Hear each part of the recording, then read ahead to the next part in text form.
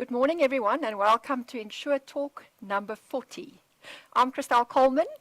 Today, on the 14th of March, we are here, and I actually can't believe it's been 40 episodes since we started this back in the dark days of lockdown. I know I say that every time, but it is absolutely incredible.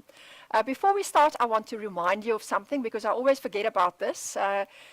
When you want to ask a question to one of the speakers, please use the Q&A section on the Q&A box on the Zoom application, and don't use the chat box because it gets missed in all the commentary. We have 3,000 people potentially joining us today, so it's a very active chat box. So please, we want to hear what you have to ask. We want to see your feedback, and please do so in the Q&A section. And if the speaker doesn't address it during the course of the conference, we will get back to you afterwards. So on to today's topic. We are still at the beginning of this year. We're still looking forward to reaching our targets and having a very productive year. And that's why I think our theme for today is quite fitting. Ensuring tomorrow, bridging experience, technology, and sustainability in the ever-evolving insurance landscape. And as always, we can't do this without our event partners. Today we welcome back some of our best supporters over the years, and we appreciate you so much because really without our partners and our sponsors, we can't present this conference to you without charging for it. So these sponsors and partners are extremely important to us. So we have today SSP Technology, and we also have Global Choices. And they've both presented a speaker to join us today. So our first speaker is someone that I think most people in this industry know quite well. Wimpie van der Merwe is the CEO of Global Choices. And he's going to be talking about exploring the advantages of the experienced economy in the insurance industry. So Wimpie, over to you.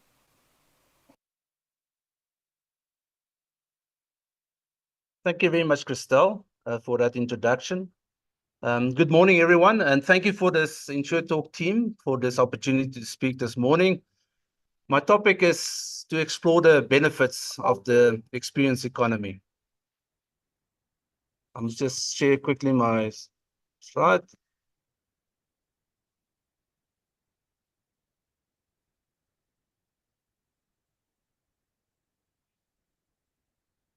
Okay. So have you ever felt undervalued in your profession and in insurance? And have you ever wondered why the work you do, which should be seen as heroic, is often met with indifference or frustration? This is the reality for many of us on a daily basis in the insurance industry. Insurance, at its core, is about offering a safety net. And to people in their time of distress, whether it's a car accident, a burst pipe, or a broken leg while skiing, insurance is there to provide support and assistance. Yet, instead of being seen as a valuable service, insurance has become commoditized, reduced to a mere necessity with little differentiation between the competitors. Consumers and businesses constantly seek out the best deal, treating insurance like any other utility, bank, or mobile operator. This indicates that the product has been reduced to a commodity, a necessity with little differentiation between the competitors, aside maybe from price. Today, I want to talk about the experience economy in business and how we can actually unlock its benefits for our clients. So what is the experience economy?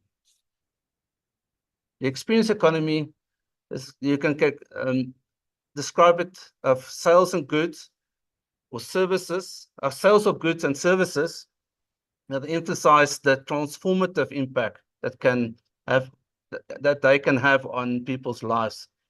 Experiences are recognized as a unique and a separate category within the realm of goods and services. So it's actually an additional separate standalone entity as well as part of that realm. Experiences come alive through a harmonious fusion of goods and services.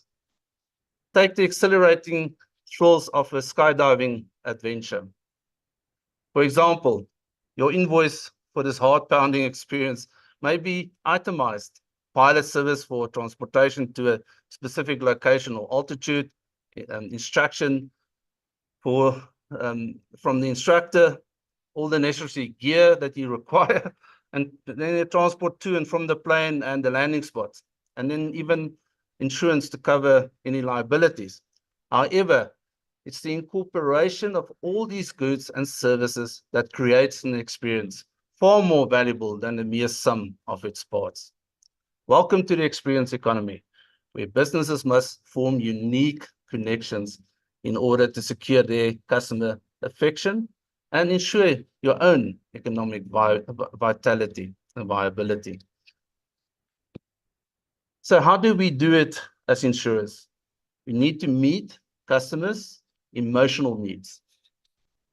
To effectively cater to customers' emotional needs, insurers and brokers must acknowledge the insurance products often related to stressful and emotive life situation, exhibiting empathy and ensuring clear communication and providing prompt response to customer inquiries and claims.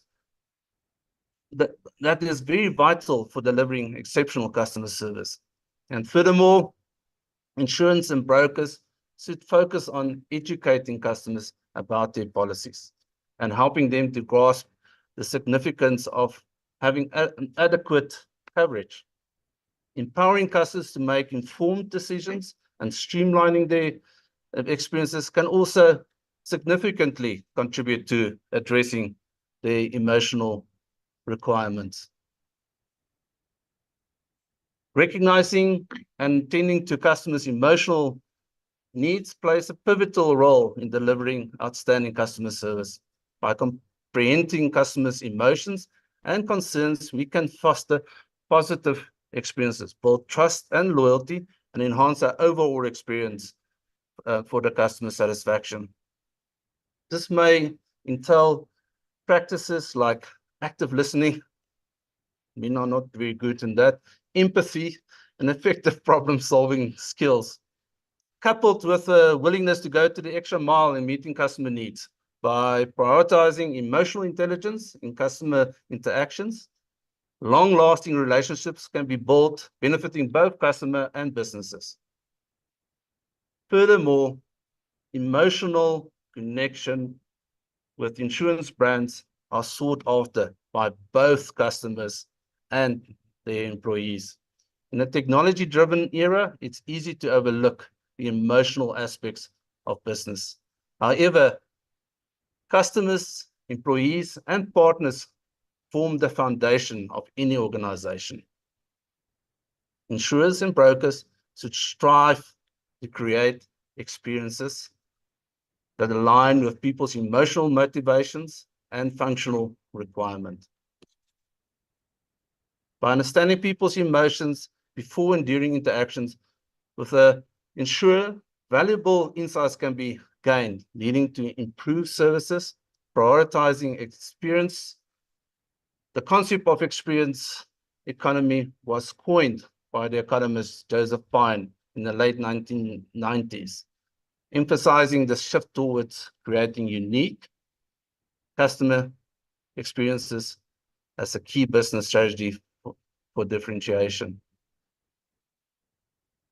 Pine highlighted that modern customers seek more than just products. They crave experiences. In today's market, the idea holds even greater significance with customers prioritizing enjoyable and memorable interactions. Today, to succeed in today's competitive landscape, businesses must prioritize delivering exceptional customer experiences. Joe Pine and Jim Gilmore proposed a very captivating model in their book, The Experience Economy. And I will ask you to actually go and get a copy of this, outlining diverse economy and offerings that insurers and brokers can put forward. The foundational economic offering is insurance as a service, which currently represents the standard approach of what we do. It involves making conditional payments to cover unforeseen losses. Unfortunately, whether insurance companies acknowledge it or not, customers in today's age see it as a commodities that they're paying for in this traditional model. The next phase involved transforming insurance into an immersive experience. Rather than solely focusing on the financial compensation, it should also be an emphasis on addressing the emotional well-being of the customer. And it seems like a soft skill or a nice to have or Oprah Winfrey moment. But unfortunately, events typically elicit concerns or distress. So why not offer support to help individuals cope with that situation, both financially and emotionally? Although this may seem like common sense, the current complex regulations and slow processes often enhance these emotional distress of customers. The third and ultimate level of economic offering is transformation. And that's something we work very hard here at Global Choices now in all our product developments. Rather than simply reacting to negative scenarios, why not to strive to prevent problems before they occur, before a claim happens? Suddenly the value proposition become quite significantly different instead of waiting for unfortunate events to unfold. There's a proactive focus on assisting customers in safeguarding against potential issues or risk.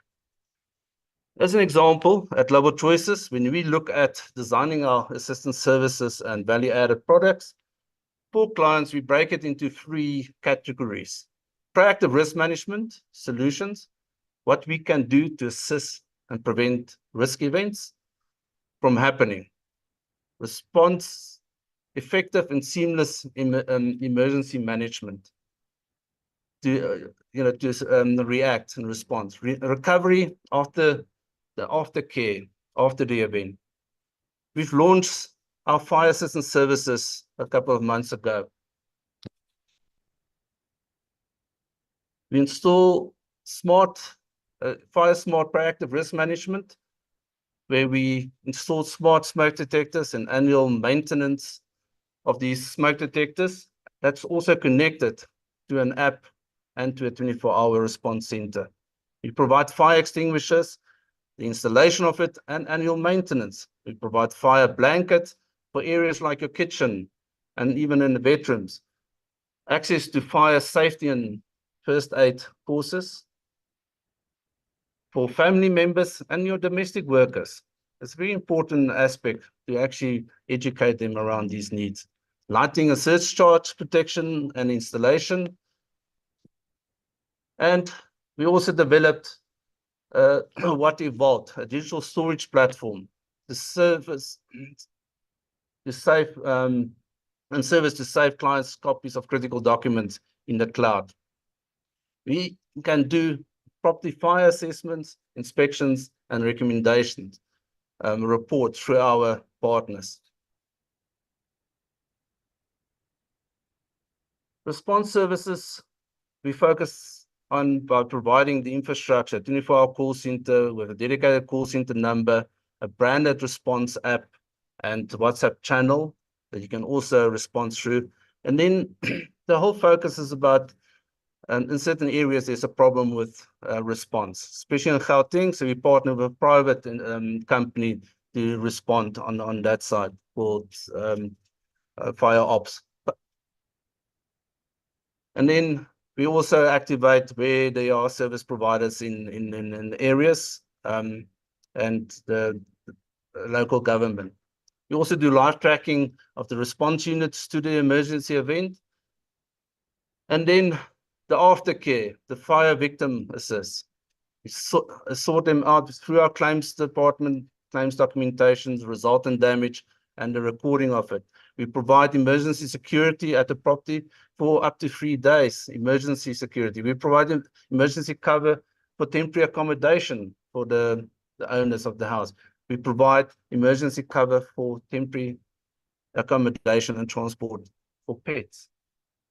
We provide emergency cover for temporary storage and transport of surviving content until the claim is resolved. Emotional support.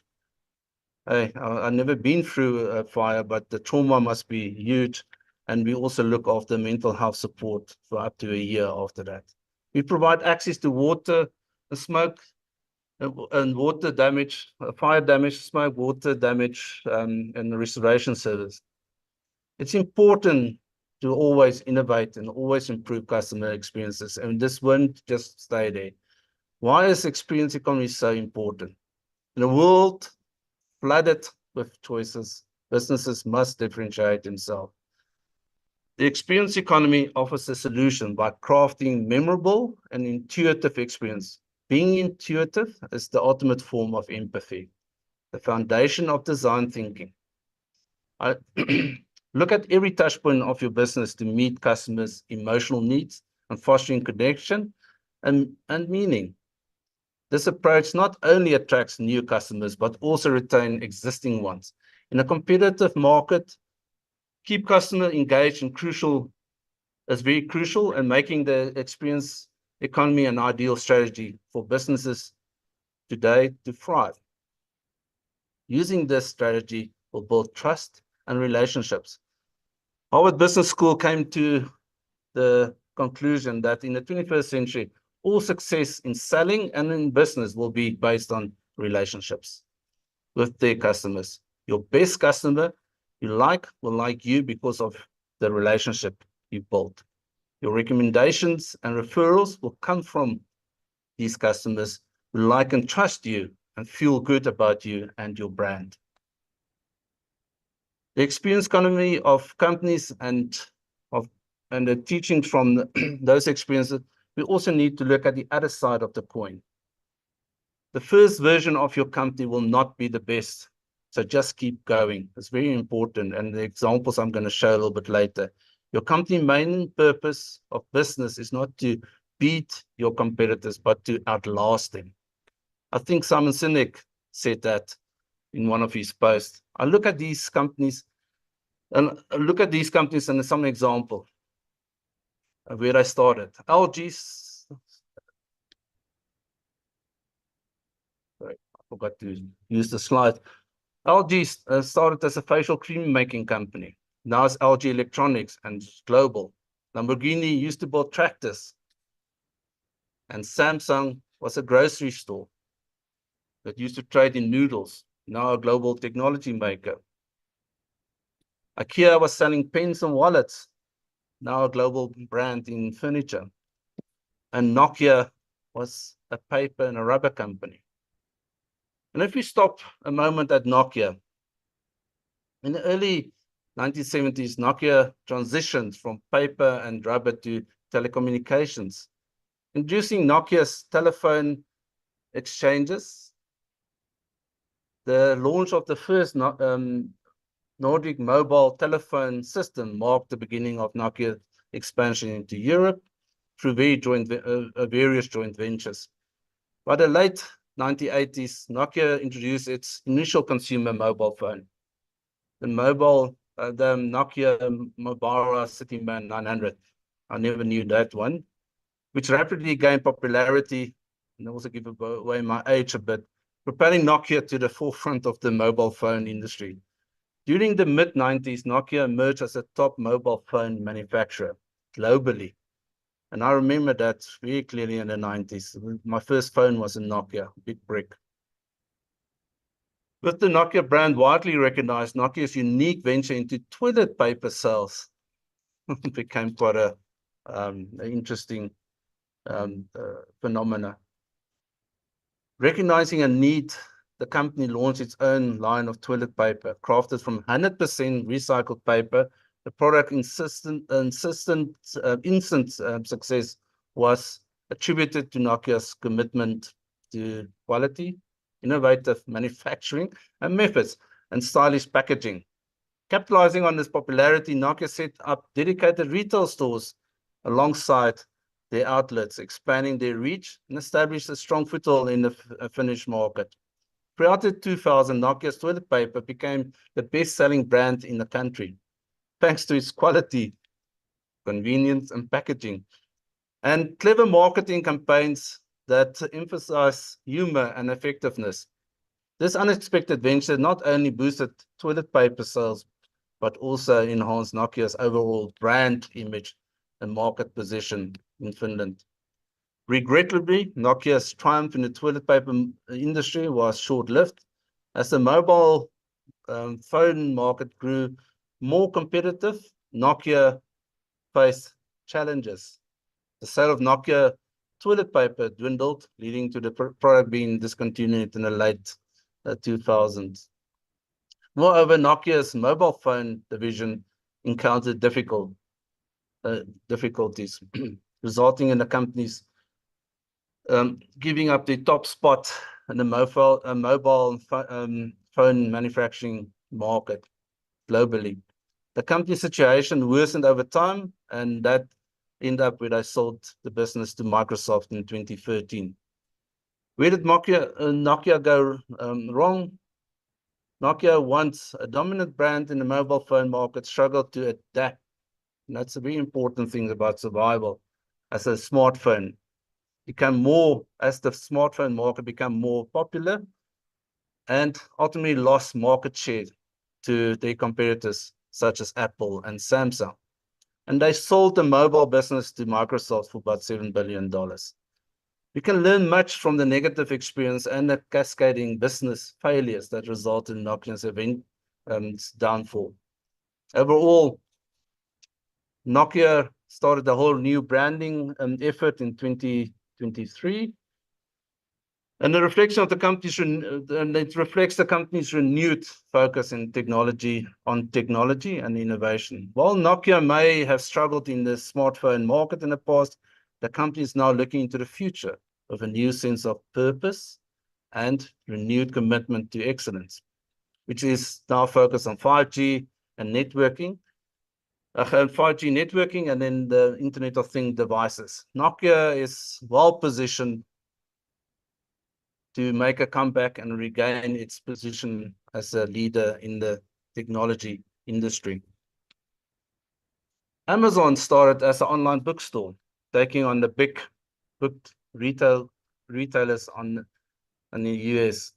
Something that caught my eye about Amazon is the empty chair at company meetings, very much part of their experience economy for their customer. Amazon's empty chair at all company meetings serve as a highly symbolic representation of the company's unwavering commitment to its customers.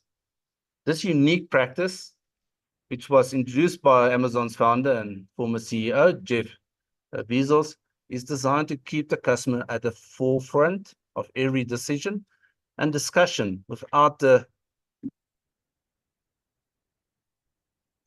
the company. The empty chair serves as a visual reminder, a powerful and tangible representation of the most important stakeholder in Amazon's business, the customer. By having an empty chair present at all meetings, Amazon is signaling all the customers' presence and influence, even when they are not physically present in the room. It underscores the company's dedication to customer centricity. And that's a very important thing in today's age, but you have to embed it in all your aspects. Ensure that every decision they make and considered what impact it will have on the end user. This practice aligns with Amazon's core principle, one of which is relentless in its very big company and on their focus on customers. It reinforced the company's mission to prioritize customer satisfaction, loyalty, and the long-term experience.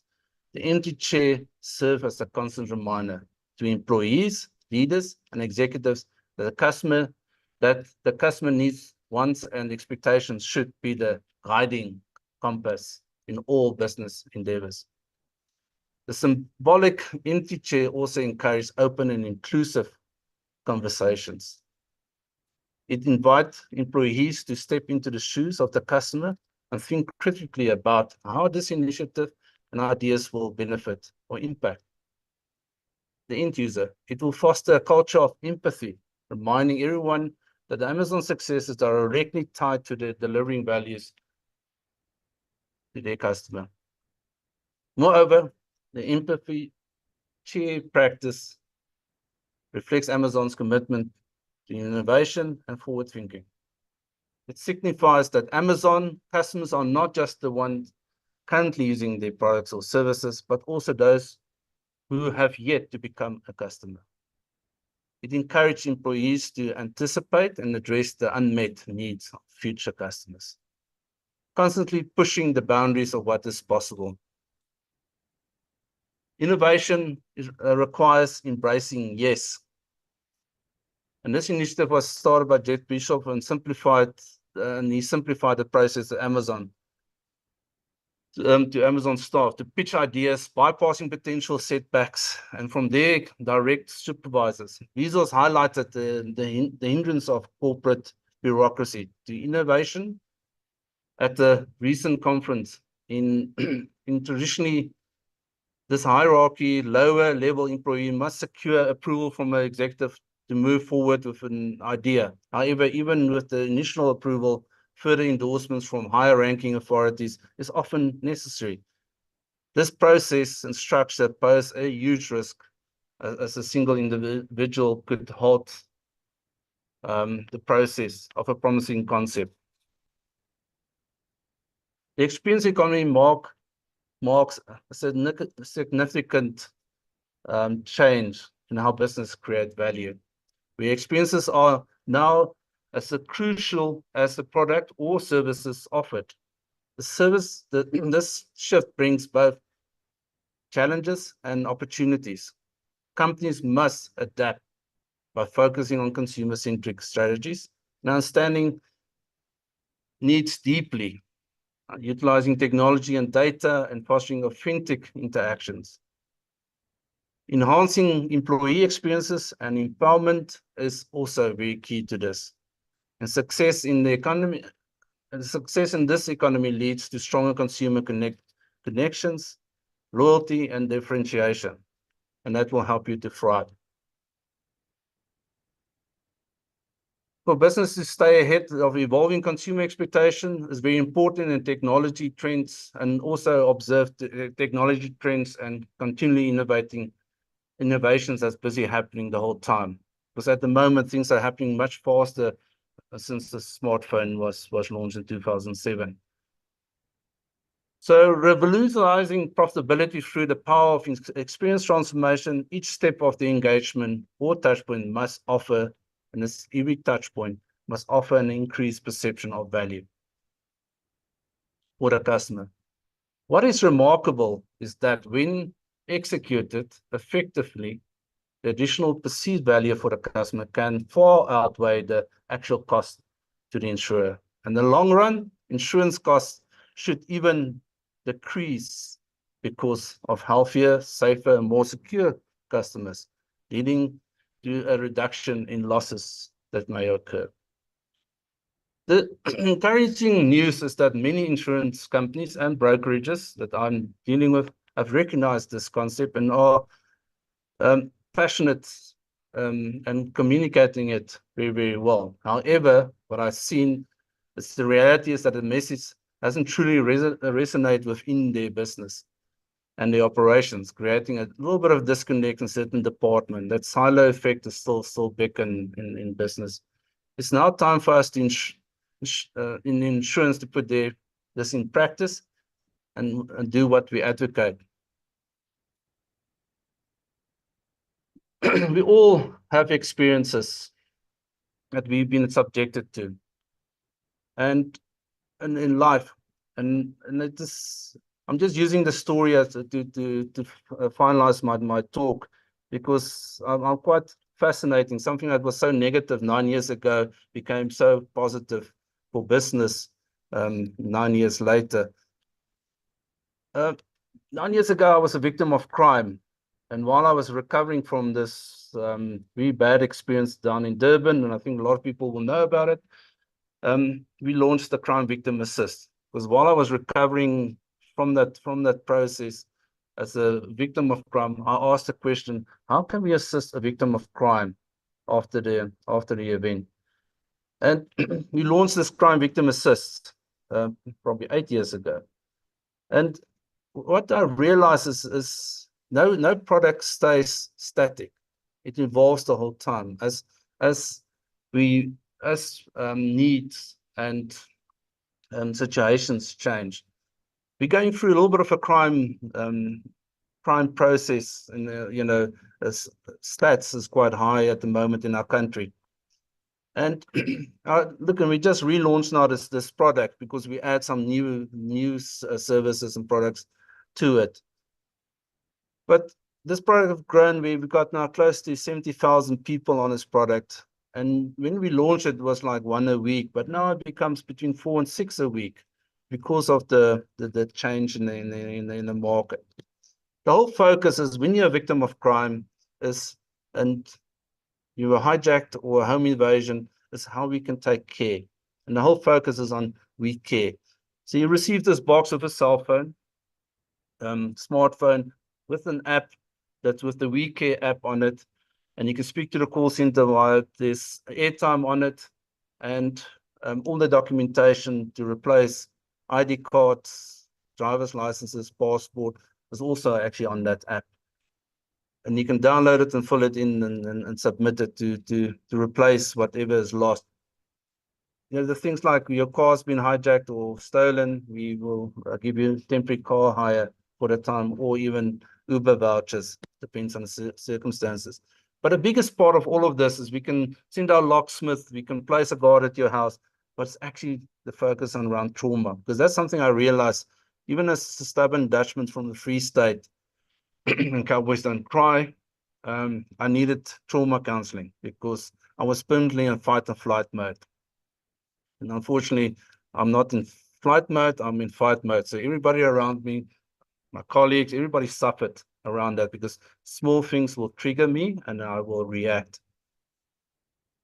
Stop reacting, start doing the counseling and going through that process helped me a lot, but also gave me insights to actually improve the products and services. We even provide counseling. So never stop evolving. A good design is never final and done. It's a process that you need to measure the whole time, evaluate to improve and simplify the customer experience. And with technology and AI, that's busy happening.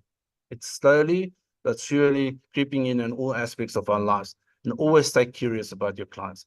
That's normally driven by empathy. I thank you. And I invite anybody that would like to meet me for a cup of coffee and maybe explore some possibilities that they went through their experiences, that we can actually help and assist them to bring and assist clients and add value to their policyholders. Thank you.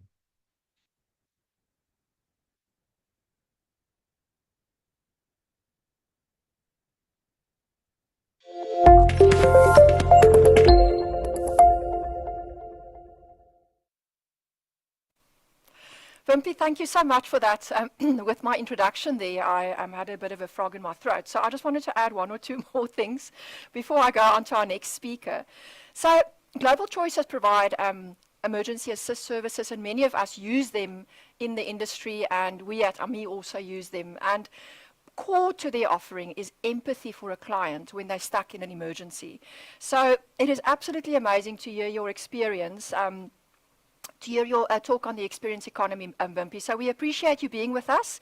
It's not just Global Choices, it's Global Choices Assets, Lifestyle, Digital Path, and Claim Central Africa. So we appreciate your support. We appreciate your wisdom that you're always prepared to share with us. And thanks for joining us this morning. On to our next speaker, and it's, again, one of our event partners, SSP Worldwide. Now, SSP is a technology business, and Marcia Leroux is going to give us very interesting insights this morning on balancing the customer claims experience journey between the human element and digitalization. And I really think it's such a topical issue because we all deal with this all the time. But before I hand you over to Marcia, I just wanted to tell you a little bit about her. I think you might have seen her here on InsureTalk before, also a supporter of our initiative. So Marcia is a professional. She's been in the insurance industry since the early 2000s. She's got marketing and background in sales and marketing. She's held various executive roles with national and international corporations. She's got a diverse skill set. She's got a BA degree in communications. That's why she communicates so well. And she is also a certified life and business coach. So on that note, I look forward to your talk this morning, Marcia. Good morning, everybody, or should I say a very warm morning to all of you. And thank you, Christelle, for that very nice introduction. It's very nice to be here as always, and looking forward to this discussion that we're going to have regarding the balancing act again. I know I'm always talking about how we can balance certain things in life. Last time I spoke about the balancing of time. That's important. But very important is, how do we do this balancing act between technology and the human touch, which is extremely, extremely important. But before I begin, please feel free to add any questions you might have for me during my talk in the Q&A section, or you can scan the barcode on the last slide of my presentation, should you like to contact me directly. So today I want to recount a recent personal experience that highlights the ongoing struggle we face in achieving a harmonious blend of technology and human interaction, specifically in the claims management sector.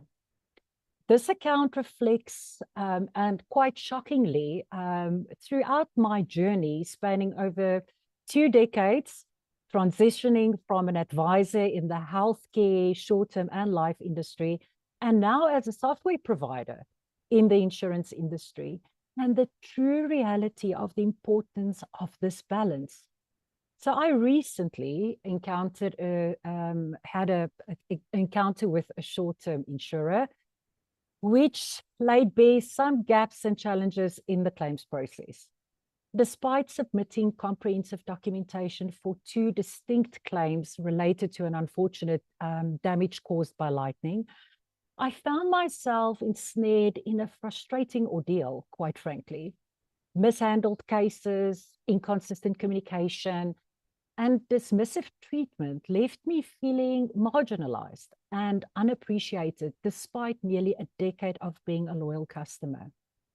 These encounters underscore the pressing need for enhancement in the insurance sector's approach to claims management, complemented by the available technological support to enhance the customer journey. In the dynamic realm of insurance, the claims process serves as a pivotal moment of truth for customers.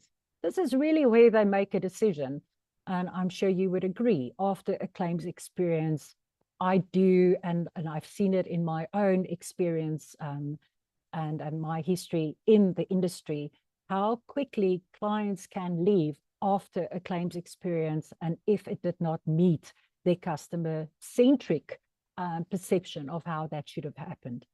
It represents a juncture where trust can either be fortified or fractured. And regrettably, narratives of frustrating claims experiences abound.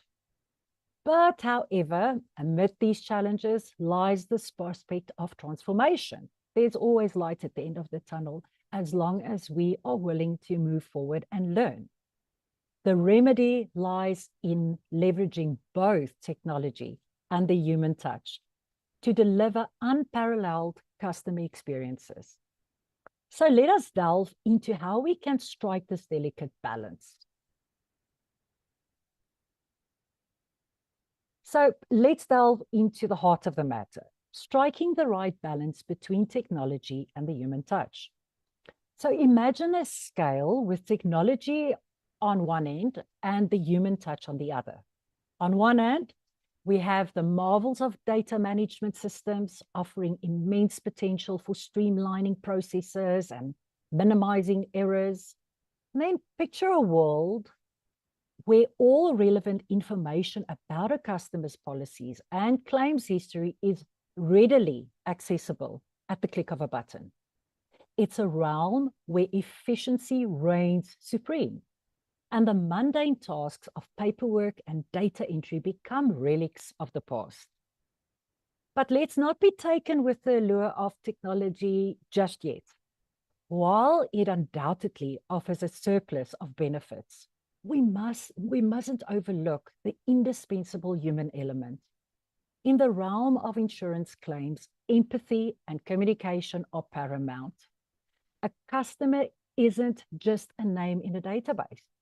They're individuals with unique needs, concerns, and emotions.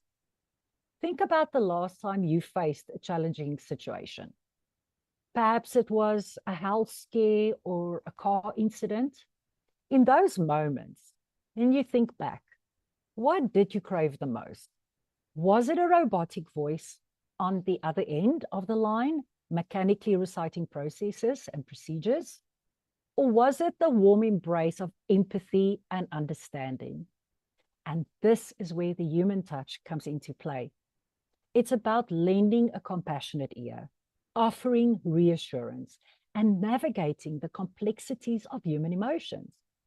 It's about going beyond the transactional nature of business and forging genuine connections with our customers.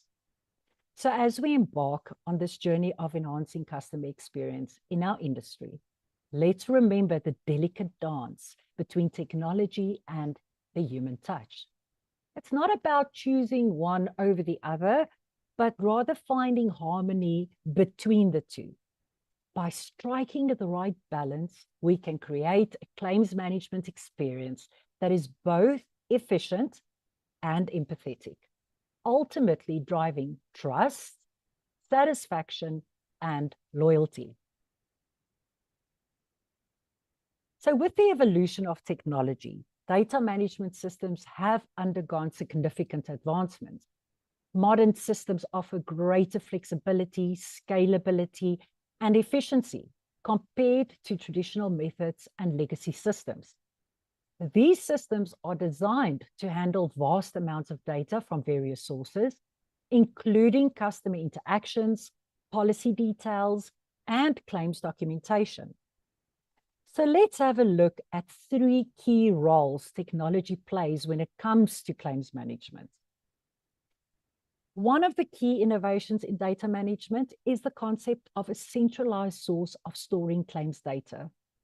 This centralized storing service serves as a comprehensive hub where all relevant information about customers' details, policies, and claims are stored in a single platform.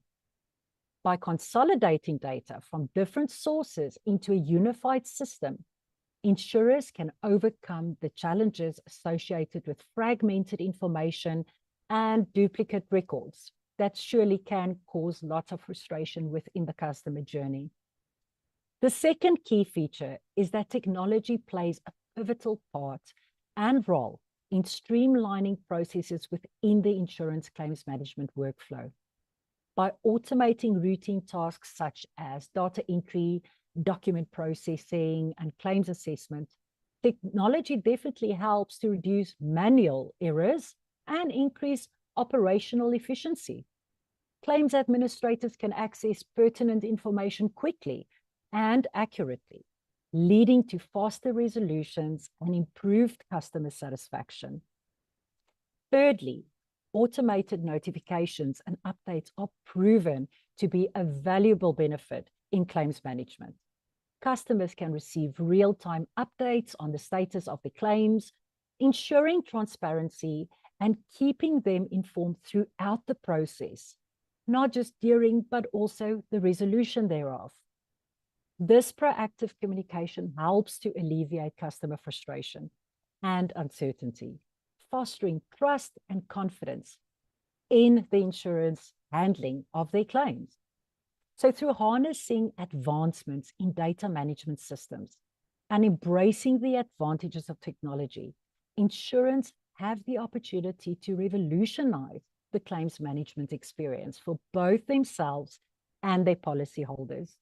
And by streamlining processes and reducing errors, as well as offering automated notifications and updates, technology significantly contributes to improving efficiency, precision, and overall customer satisfaction within the insurance sector. Now let's shine a spotlight on the human element. So while technology can certainly enhance efficiency, it falls a bit short in providing the empathy and understanding that customers often seek during a claims ordeal. A customer isn't just looking for a resolution. They're looking also for reassurance and compassion when dealing with these unfortunate events. This is where skilled personnel come into play, with their ability to navigate complex cases and provide the human touch that's irreplaceable. While there are various advantages we can explore concerning the human aspect, I'd like to emphasize on 4 crucial benefits that humans still provide in the realm of insurance. The first benefit is empathy and communication, which involves understanding and responding to human emotions, which technology currently struggles to replicate authentically. Empathy enables insurance professionals to connect with customers on an emotional level, demonstrating genuine concern and compassion. Effective communication skills allow personnel to convey complex information clearly, address customer concerns, and build trust through direct interaction. And secondly, reassuring customers and providing understanding requires empathy, active listening, and the ability to tailor responses to individual needs. Technology may provide automated responses or notifications, but it cannot convey empathy or offer personalized reassurance in the same way a human can. Personnel can offer support, guidance, and reassurance through direct communication, helping the customers navigate uncertainties and feel valued and understood, which is most important.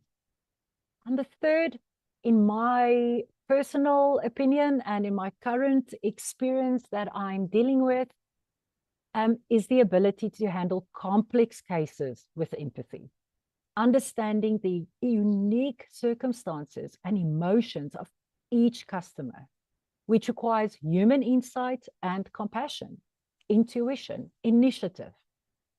Claims handlers can navigate sensitive situations, address customer concerns, and provide personalized support to ensure fair and satisfactory outcomes. Empathetic responses demonstrate to customers that their concerns are being taken seriously and that efforts are being made to address their needs, and also very effectively and efficiently. Finally, negotiation skills are still crucial for resolving disputed claims by finding common ground and reaching mutually acceptable solutions. Personnel can use their interpersonal skills, empathy, and understanding to engage in constructive dialogue, manage conflicts, and advocate for fair outcomes. Effective negotiation requires active listening, problem solving, and the ability to balance the interests of both parties, which are attributes that currently technology lacks. So the key question then is, how do we create and maintain the synergy between the important roles both technology and the human element plays? Imagine a claims department where cutting-edge technology seamlessly integrates with empathetic and knowledgeable professionals.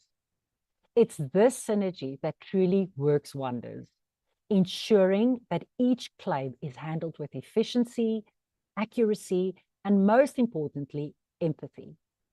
By investing in both technological solutions and human capital, insurers can prevent experience like mine from reoccurring and restore faith in the claims process. So the initial synergy between technology and human touch gives rise to what we call the magic of integration, wherein each element complements the other to elevate the overall customer experience. Integrating technology with human interactions allows us to leverage the efficiency of automation while preserving the empathy and personalized support provided by the human element, our agents.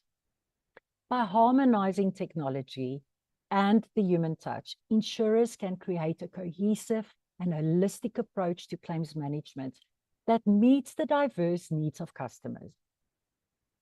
In an ideal scenario, a claims department can operate with cutting-edge technology and a team of empathetic and knowledgeable professionals working in harmony.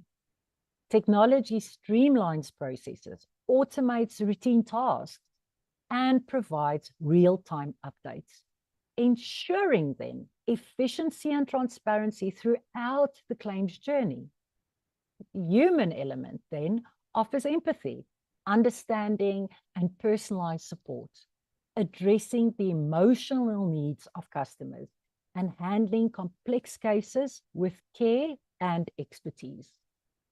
So the synergy between technology and the human touch enables claims departments to also achieve efficiency, accuracy, and empathy simultaneously. Technology enhances efficiency by automating tasks, as we mentioned, minimizing errors, which is very, very important, and providing timely updates, while human personnel contribute empathy and understanding to create a supportive and reassuring environment for our customers. So together, efficiency, accuracy, and empathy form the foundation of exceptional customer experiences in claims management. And to prevent reoccurrence of negative experience like mishandled claims, insurers must invest in both technological solutions and human capital.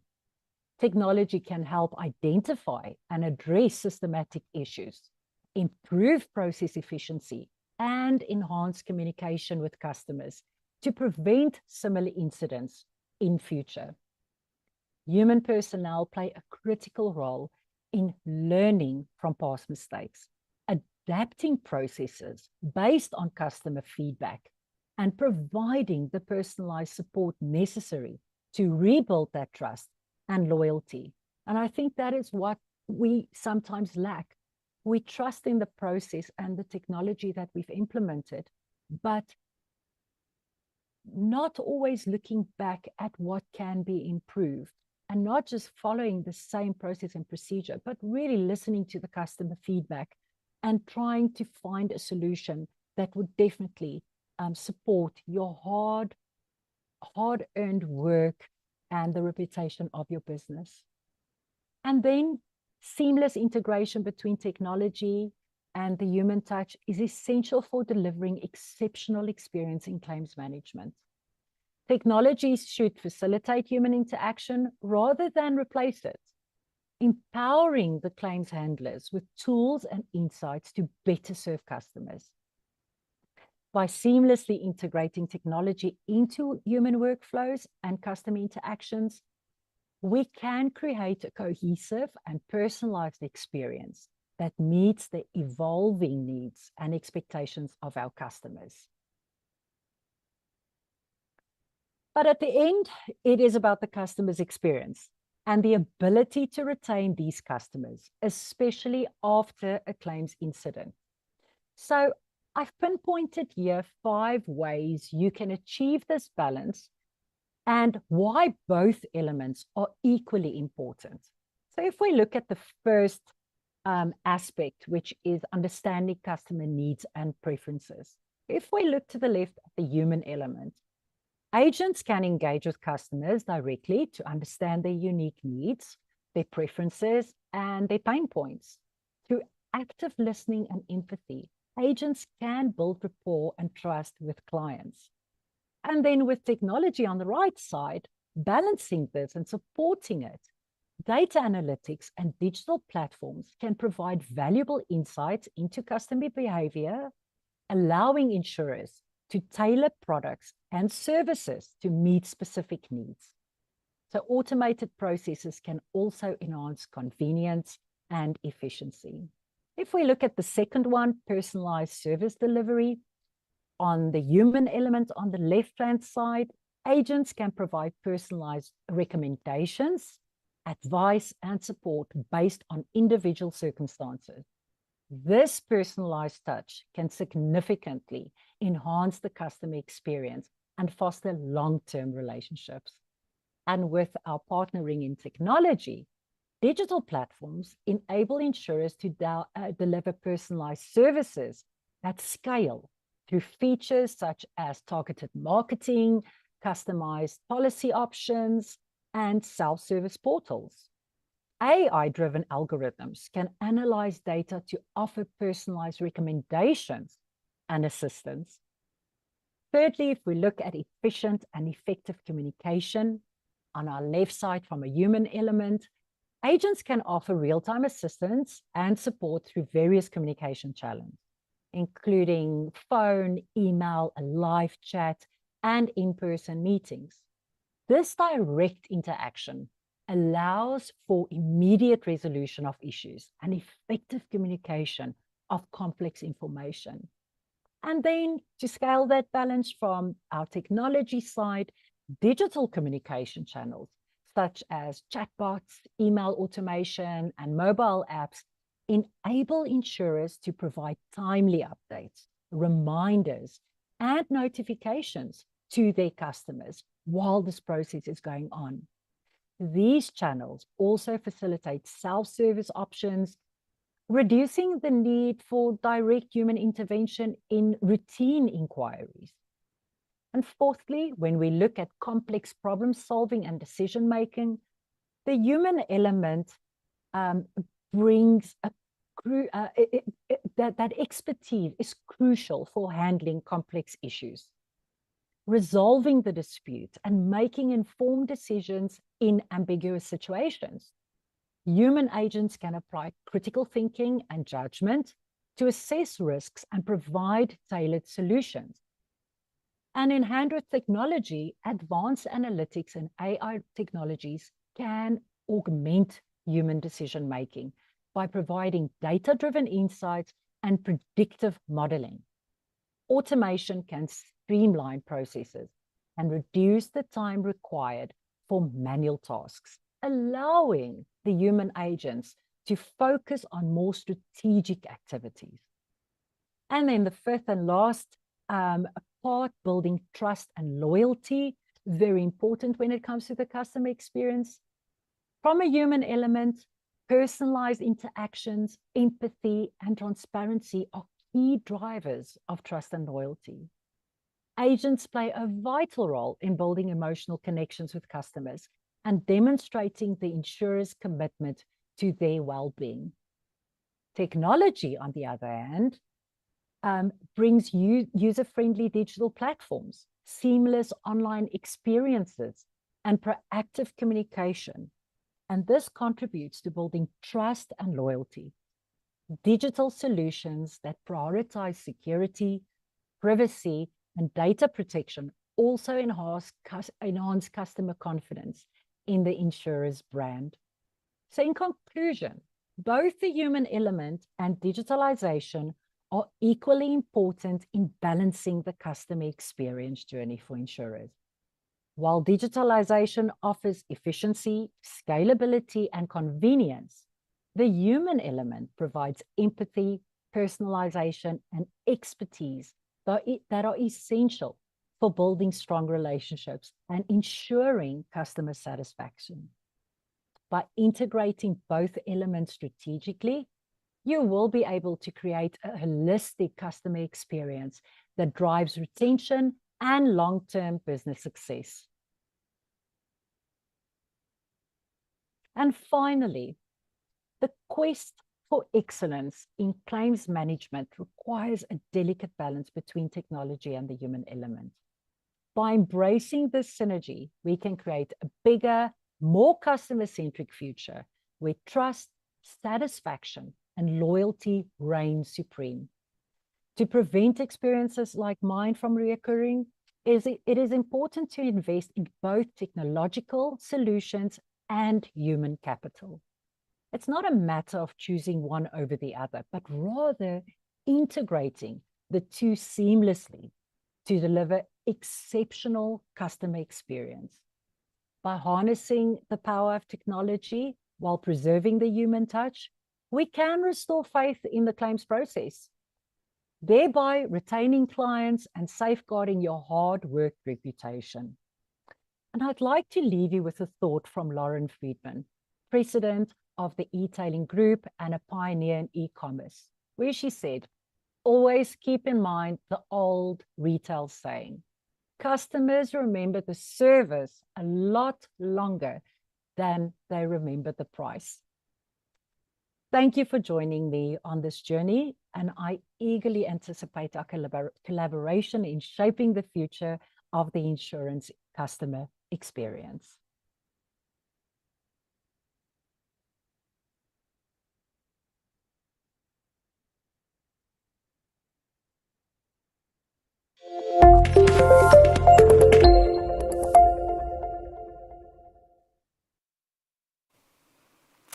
It's always so wonderful to see successful women in our industry, especially to hear what they have to say and share their knowledge with us. And so Marcia, thank you so much for that presentation. We really enjoyed that, and it was very insightful. Of course, March, we saw International Women's Day, and I noticed over the years, I've been talking a lot on International Women's Day and South African Women's Day, and this seems to be gaining a lot more traction, if I'm not mistaken. I think it's the 8th of March. So from one power woman to another, I would like to introduce you to our IISA CEO, Insurance Institute of South Africa CEO, Thokozile Mohlanga. And she gives us an update from the IISA each month. We really appreciate that. I know it is a busy time of the year for the team at the IISA as they prepare for Africa's premier financial services conference. So yes, let's hear all about it. Thank you, Thokozile.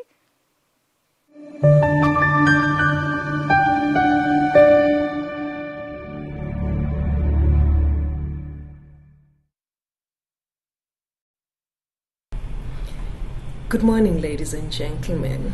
I hope you are surviving the heat. I am struggling, but we press forward. Today I want to kick off by reminding you that the CPD cycle is coming to an end in the next 2 months. So remember to make sure that your records are up to date and that you are in good standing. I also want to remind you that CPD is continuous learning. It is not something we do for compliance purposes, but it's continuous learning. It's investing in our knowledge, it's investing in our skills, it's making sure that we stay abreast of what is happening around us. And there are many activities that you can do to make sure that your CPD is in order. One of those is these webinars. The InsureTalk webinars are CPD accredited, so by attending these sessions, you are already attaining some CPD hours. And there are many other webinars that are accredited within the industry, and you can just take the time and join those. Us as ISA, we also provide free CPD accredited webinars for our members. So take the time and enhance your knowledge. Just be on a journey to be a lifelong learning professional. There's also professional reading that you can do that also contributes towards your continuing professional development. Cover Magazine, FA News provide that content at no cost to you. You just need to read the articles and answer the assessments. But it's important that you don't only do professional reading. As I said, continuing professional development is exactly that, continuing development, and not just to do it a day before or the week before the cycle comes to an end so that you are just compliant. You may have done a formal qualification or are still busy with one, studying through one of the higher learning institutions. Completion of a module also contributes towards your CPD. You may be attending or are a member of the SAIA technical committees as well as the FIA committees. That also contributes towards your learning. You may be mentoring somebody. Mentorship also contributes towards your professional development. I'm just mentioning a few. There's a whole lot of things we do on a daily basis that contribute towards your continuing professional development. We also have our annual conference coming up, the African Insurance Exchange 2024, the 50th. That as well is CPD accredited. So remember to register for the conference, not only to get CPD accreditation, but to have the opportunity to learn from subject matter experts that we have pulled from all over the world to come and deliver thought leadership content. You also have an opportunity to interact with colleagues in the industry. It gives you an opportunity as well to have meetings that would ordinarily take you probably 6 months to secure, but within the 3 days at conference, you have an opportunity to have those meetings, secure businesses, close deals, close meetings, and that's why conference serves a number of aspects. I also want to invite you to invite young bright minds that you know may be interested in joining the insurance industry to take up the opportunity and become one of the young professionals we are grooming and teaching and really giving practical and theoretical knowledge on an NQF level 5 as part of our Youth Accelerator program. So I plead with you, invite young bright minds, let them become part of the industry in an intentional way, as opposed to how you and I may have joined the industry unplanned. We are really focused on creating a pool of skilled professionals that will join the industry intentional, and also being mindful that we are not as young, we are maturing. At some point we are going to be retiring, so we need to make sure that there is a pool of skilled professionals, skilled not only with theory but skilled with practical experiences that will be able to make them work ready. When you employ them, they'll be able to join the industry and hit the ground running. In closing, I want to remind you as well that we have a program, Black Broker program, that we started a few years ago, and every year we keep enhancing it and evolving it. And that program is really meant at supporting black brokers, upcoming brokers, and making sure that there are opportunities for them to also remain relevant.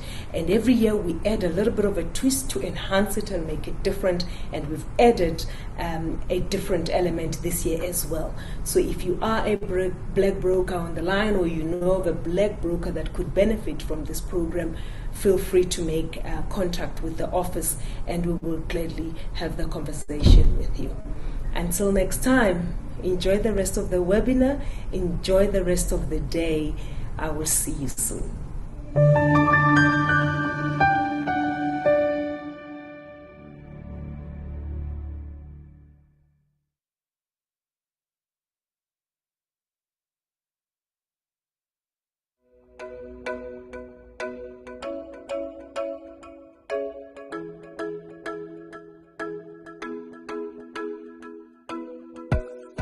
Hi everyone, my name is Tubela Botutwane. I am your conference facilitator for a third year in a row at the Africa Insurance Exchange 2024. Now this year we're celebrating a 50th year in existence, live in Sun City from the 21st of July to the 24th of July. Now you can attend in person or virtually for all our delegates who will be joining us online. This will be all under the theme of Foundation, Foster and Fearless. I look forward to seeing you live in the city from the 21st to the 24th of July for AIE 2024.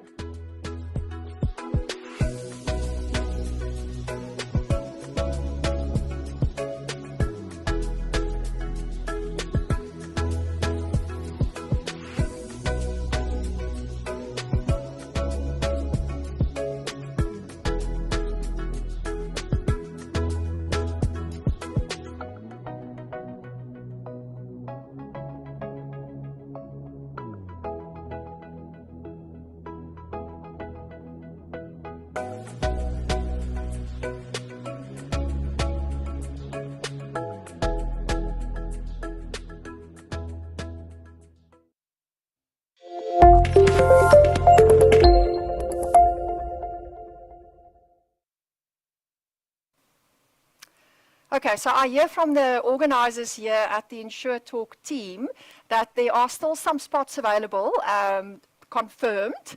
So if you are interested, after you've heard that insert, to join everyone at the insurance conference at Sun City, the AIE, I should say, the African Insurance Exchange. I'm from a previous generation. Please join us. It's such a fantastic event, and you always leave completely invigorated and motivated to tackle your daily job. So from Thokozile, we are over to Rianette Whitehead. Rianette is the co-owner and editor at FA News, but she's also the brainchild behind the Insurance Apprentice. And March is also Insurance Apprentice Month, because we've just recently seen the first couple of episodes. Am I right now? First episode. And it was so exciting. Looking forward to the next one soon. And it is just such an incredible initiative that just celebrates the youth of our industry and the future leaders. I'm particularly excited to hear what Rianette has to say, because this year Ami is also involved as a sponsor for one of the episodes at the Insurance Apprentice, and let me tell you that it is an exciting set of circumstances. So I think, as I understand, it's season 10. And I think we're going to hear a bit about that in Rianette's feedback to us just now. Thank you, Rianette.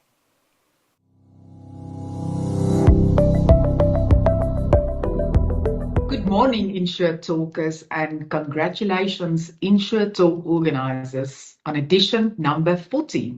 Quite insane to think that you started this in COVID, a time people really want to forget about, and you created something positive with such a long-lasting effect. The world has most certainly changed since your very first edition, and this is definitely one of the positive things that came out of this. I have no doubt that people miss the in-person events, but the reality is that time has become quite an expensive commodity, so well done on creating a good alternative. I'm here to give you updates on what's happening in the industry. So I thought I'll start with an exciting one.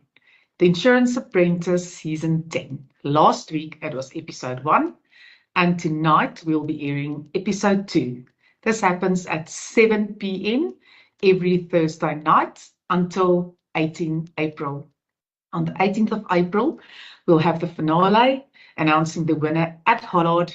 It's a great event with an awesome vibe, and our MC is Nico Panagio, the Survivor SA host. I would like to give one person with a partner, if you prefer, the opportunity to attend this event in person. PS, no dress up, just business attire, so this doesn't have to be a deal breaker. If you stay in Joburg and you are keen to attend, please answer the following question. Last week we announced our top 10, and tonight it will be the official first task as the top 10. In episode 1 and then also episode 2 airing tonight, there were quite a few catchy one-liners from some of the contestants. Quite sharp, may I add. So my question is that you have to tell me which is your favorite one-liner.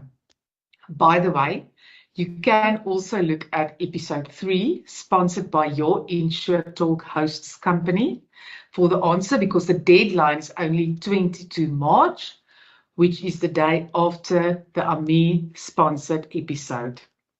Send your answers to reception@fanews.co.za. Deadline 22 March, as mentioned. If you stay in another province and you know you will travel for work, you are also more than welcome to enter. The T's and C's are just that we won't pay for travel and accommodation. As for the rest, happy that you enter. So you have the question, send your answer to reception@fanews.co.za and wait to hear from me on 25 March The event will be on the 18th of April. If you do not hear from me, it means you didn't make it. I will announce the winner on the next InsureTalk session, which is on the 18th, the day of the finale. Oh yes, maybe a good one to mention that we also have a general viewers competition. One you can vote for your favorite contestant. The idea is that you can vote for the contestant that you really like the most, not the one you think is going to be the winner. Really a contestant you like. It can be someone in your company, show the love, or it can be a colleague that you really know well and you believe they deserve to be the favorite. The winner of this competition, i.e. one of the top 10, wins 10,000 Rand, and whoever gets the most votes, one of the people voting for them wins 5,000 Rand. So quite a cool competition to take part in, and you can vote every day once. For those who have not seen this week's trailer, just thought I'll make you a little bit excited for tonight. So here goes. The tasks are going to be tougher than they've ever been before. Trust and believe I'm bringing strategy. Some people do see me as a threat, which they should. There's absolutely no leniency. There can only be one winner. Today is not going that well. I don't want to be a self-appointed leader. Maybe I'll get to the point Quicker, please. Perhaps I should have taken the position of the leader. I have serious trust issues. If people are coasting, they're going to be gone. Someone is going home today. We have different personalities. Well, that's your opinion. There are a lot of cooks in the kitchen.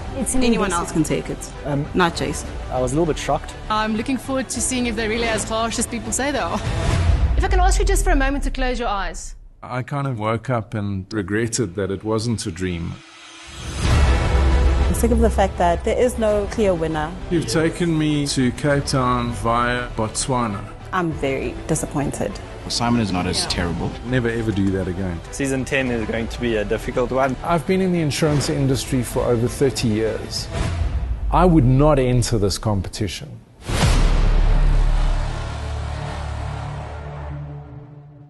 Is normally our edition with the highest open rates and views and readership compared to any other edition.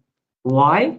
Because 31 May is CPD deadline, and those who have not then done their CPD hours consistently normally grabs April and work back.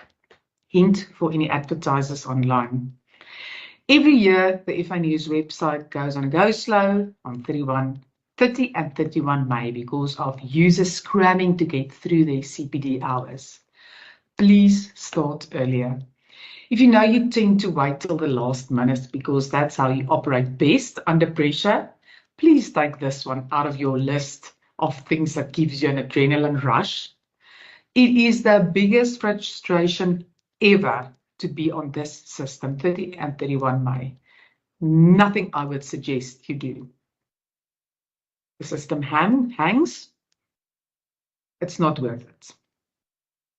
A reminder that our system is very user-friendly, comes at no cost, and feedback on our content is that we do give you good stuff to read, content that you really learn stuff from. Also remember that you can do the Insurance Apprentice for CPD hours. You watch the app, you read the article, and you answer the questions. It's all on the FA News portal, same as magazine CPDs. Just a note that the Insurance Apprentice episodes air on the Insurance Apprentice YouTube page and Facebook page. You can catch it up later as well on the Insurance Apprentice website that will be hosted there. I think my time is up. Thank you once again, InsureTalk, for the opportunity. This is me, Rianet Whitehead, FA News editor and TIA founder, signing off.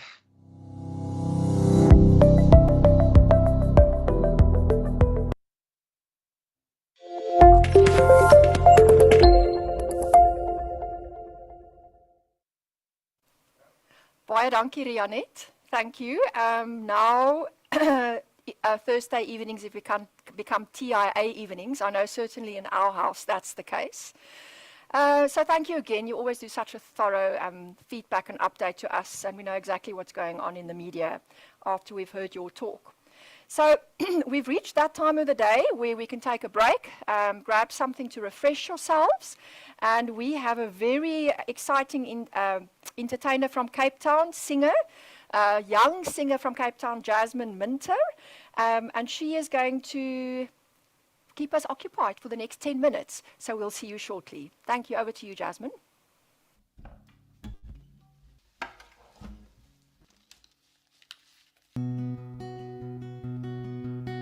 Hi, I'm Jasmine Minter and welcome to InsureTalk. I'm so excited to be here today to play some music for you guys. So enjoy. This first song is by the late, great Tina Turner, and it is a cover of Simply the Best.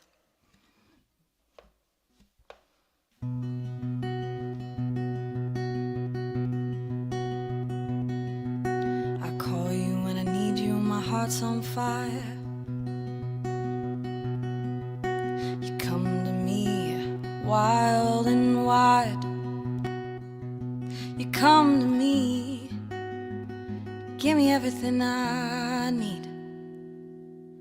Give me a lifetime of promises and a world of dreams.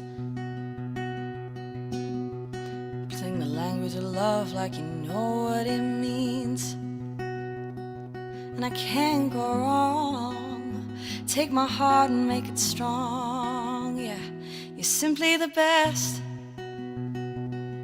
better than all the rest, better than anyone I've ever met. And I'm stuck on your heart. I hang on every word you say. Tear us apart. Oh, I would rather be dead. In your heart I see the start of every night and every day. In your eyes I get lost, I get washed away. Just as long as I'm here in your heart, I can be in no better place. You're simply the best, better than all the rest, better than anyone I've ever met. And I'm stuck on your heart. I hang on every word you say. Tear us apart. Baby, I would rather be dead. Oh, each time you leave me, I start losing control. I keep walking away with your heart and your soul. I can feel you, babe, even when I'm alone. Baby, don't let go, 'cause you're simply the best, better than all the rest, better than anyone I've ever met. And I'm stuck on your heartbeat. I hang on every word you say. Tear us apart. Oh, I would rather be dead. Ooh, ooh,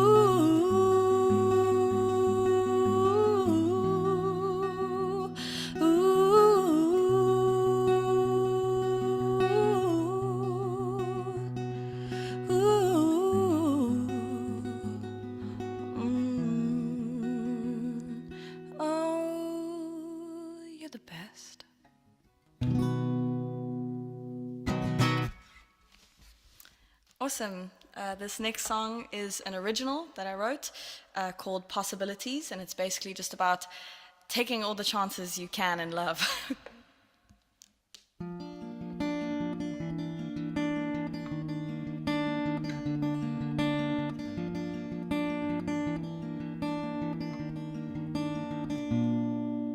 Here I sit with tears in my eyes. All the possibilities have passed me by. I'm not sure if you even felt it too, but I lost my heart a long time ago to you. are the one that I see in a crowded place, and now I hope I won't make the same mistake. 'Cause if you love someone, tell them, and if you miss someone, please let them know. And if you feel your heart being pulled to another, please let it show. Please let it show.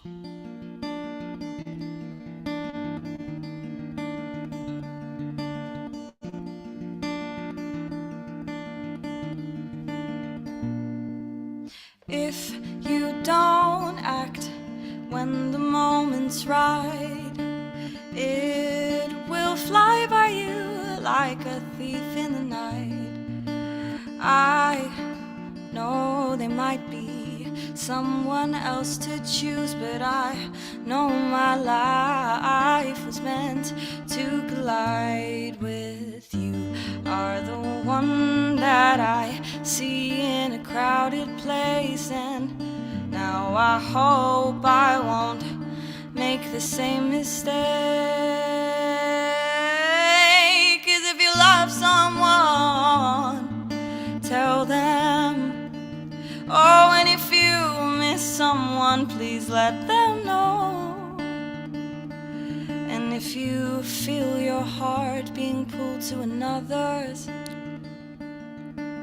please let it show. Please let it show. Awesome. So that was an original. The last song I'm going to be singing for you is The Man Who Can't Be Moved by The Script.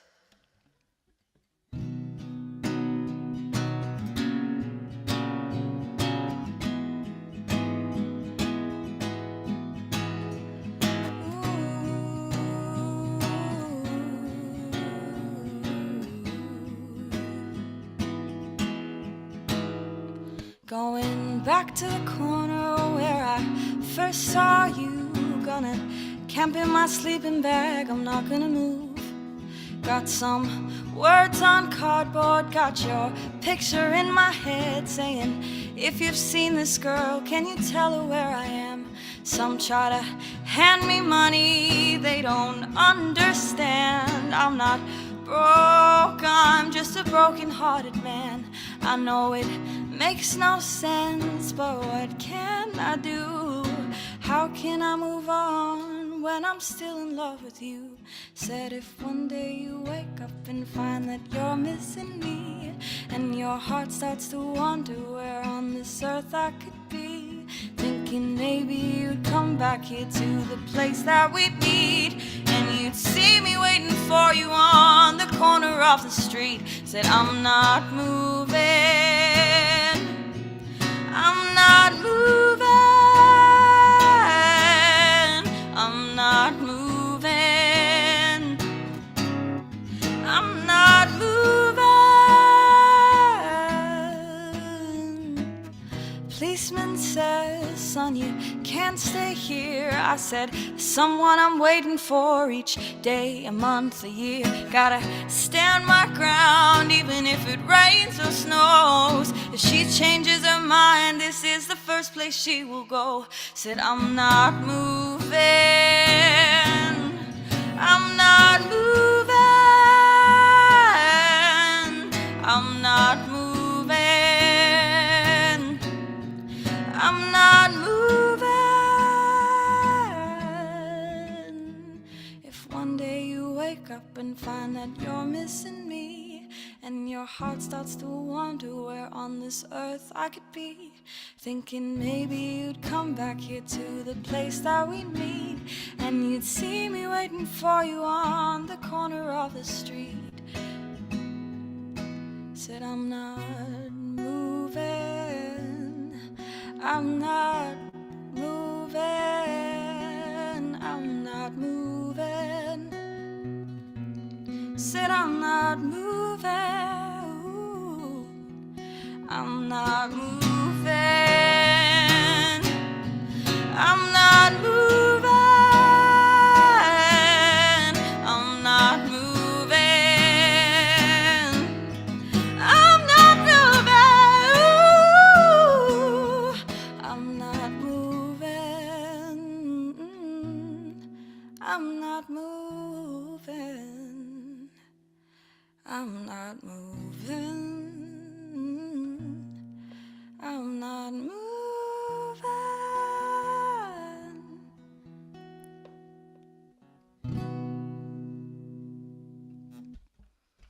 Awesome. Thank you so much. Once again, my name is Jasmine Minter. You can find me on Instagram as @IamJasmineMinter or TikTok as Jasmine Minter. Or Facebook is Jasmine Minter, but if you are looking for any of my original music, you can find it on Apple Music, Spotify, any of the music streaming sites under the name Lemon Zest. But if you are in Cape Town at the moment and you have nothing to do, come down to Theatre on the Bay and you will see me performing in Spring Awakening. That's until the 6th of April we'll be running there. And then if you are up in Joburg, we'll be moving to Joburg from the 6th of April onwards. So hopefully see you there, and thank you for having me.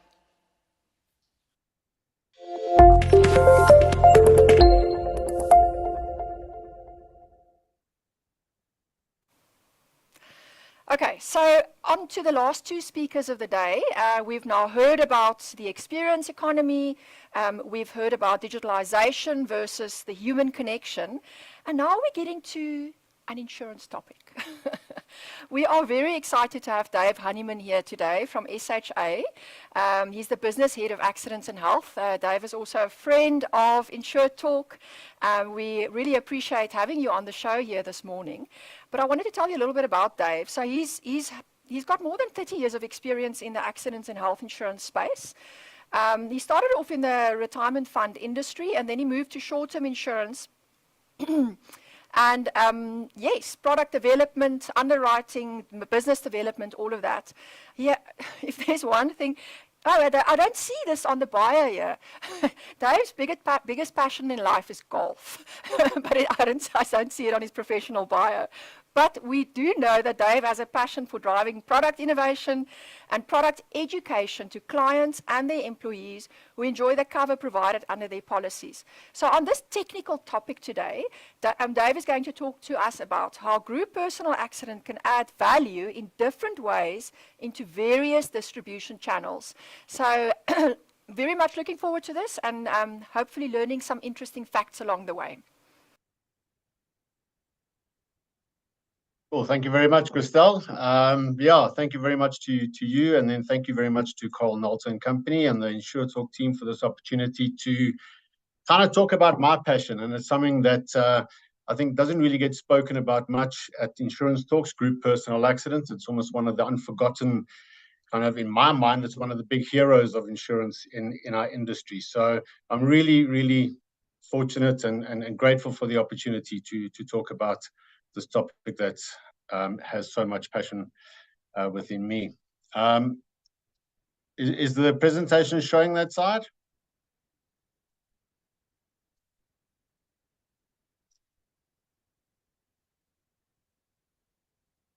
Okay. Yes, it is. Yes. It is.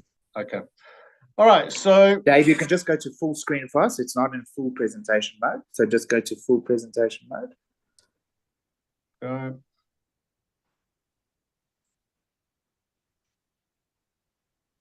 Cool. We can see your notes. Just duplicate it. Perfect. Thank you so much. Cool. Cool. Thank you very much.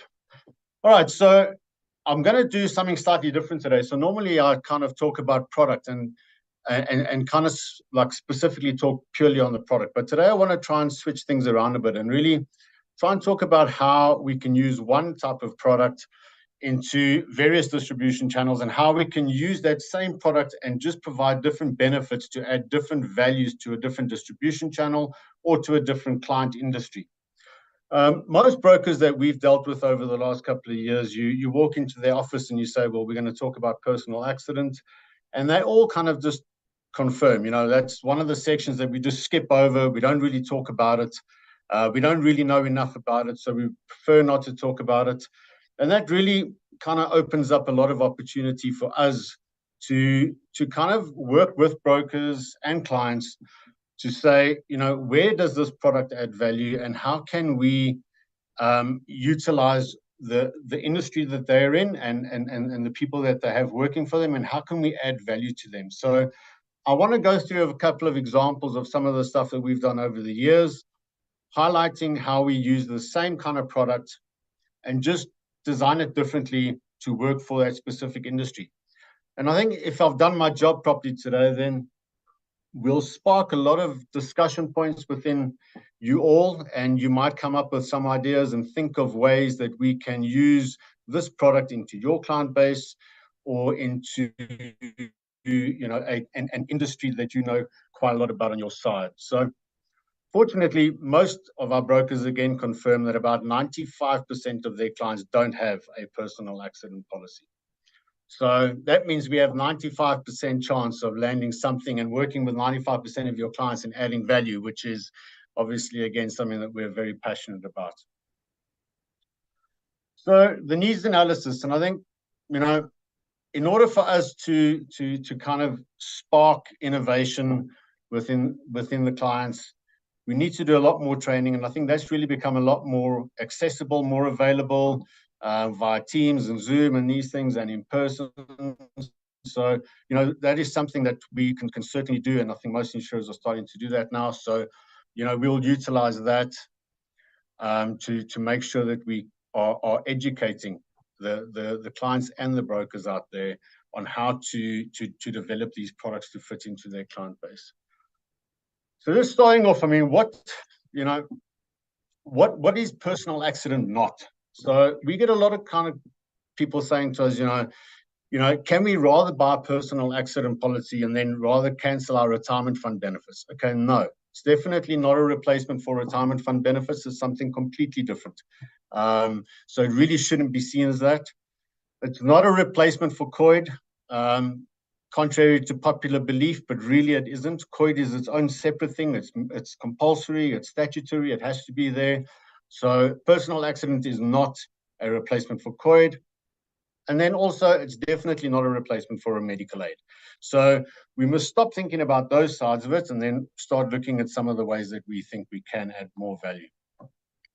So just talking firstly about the typical covers that are available under a personal accident policy, it would be your accidental death, permanent total disability. So if you're completely disabled and unable to do your own occupation or any other education or any other job suited by education or training. Permanent partial disability. So that would be like a loss of a finger or loss of movement of arm.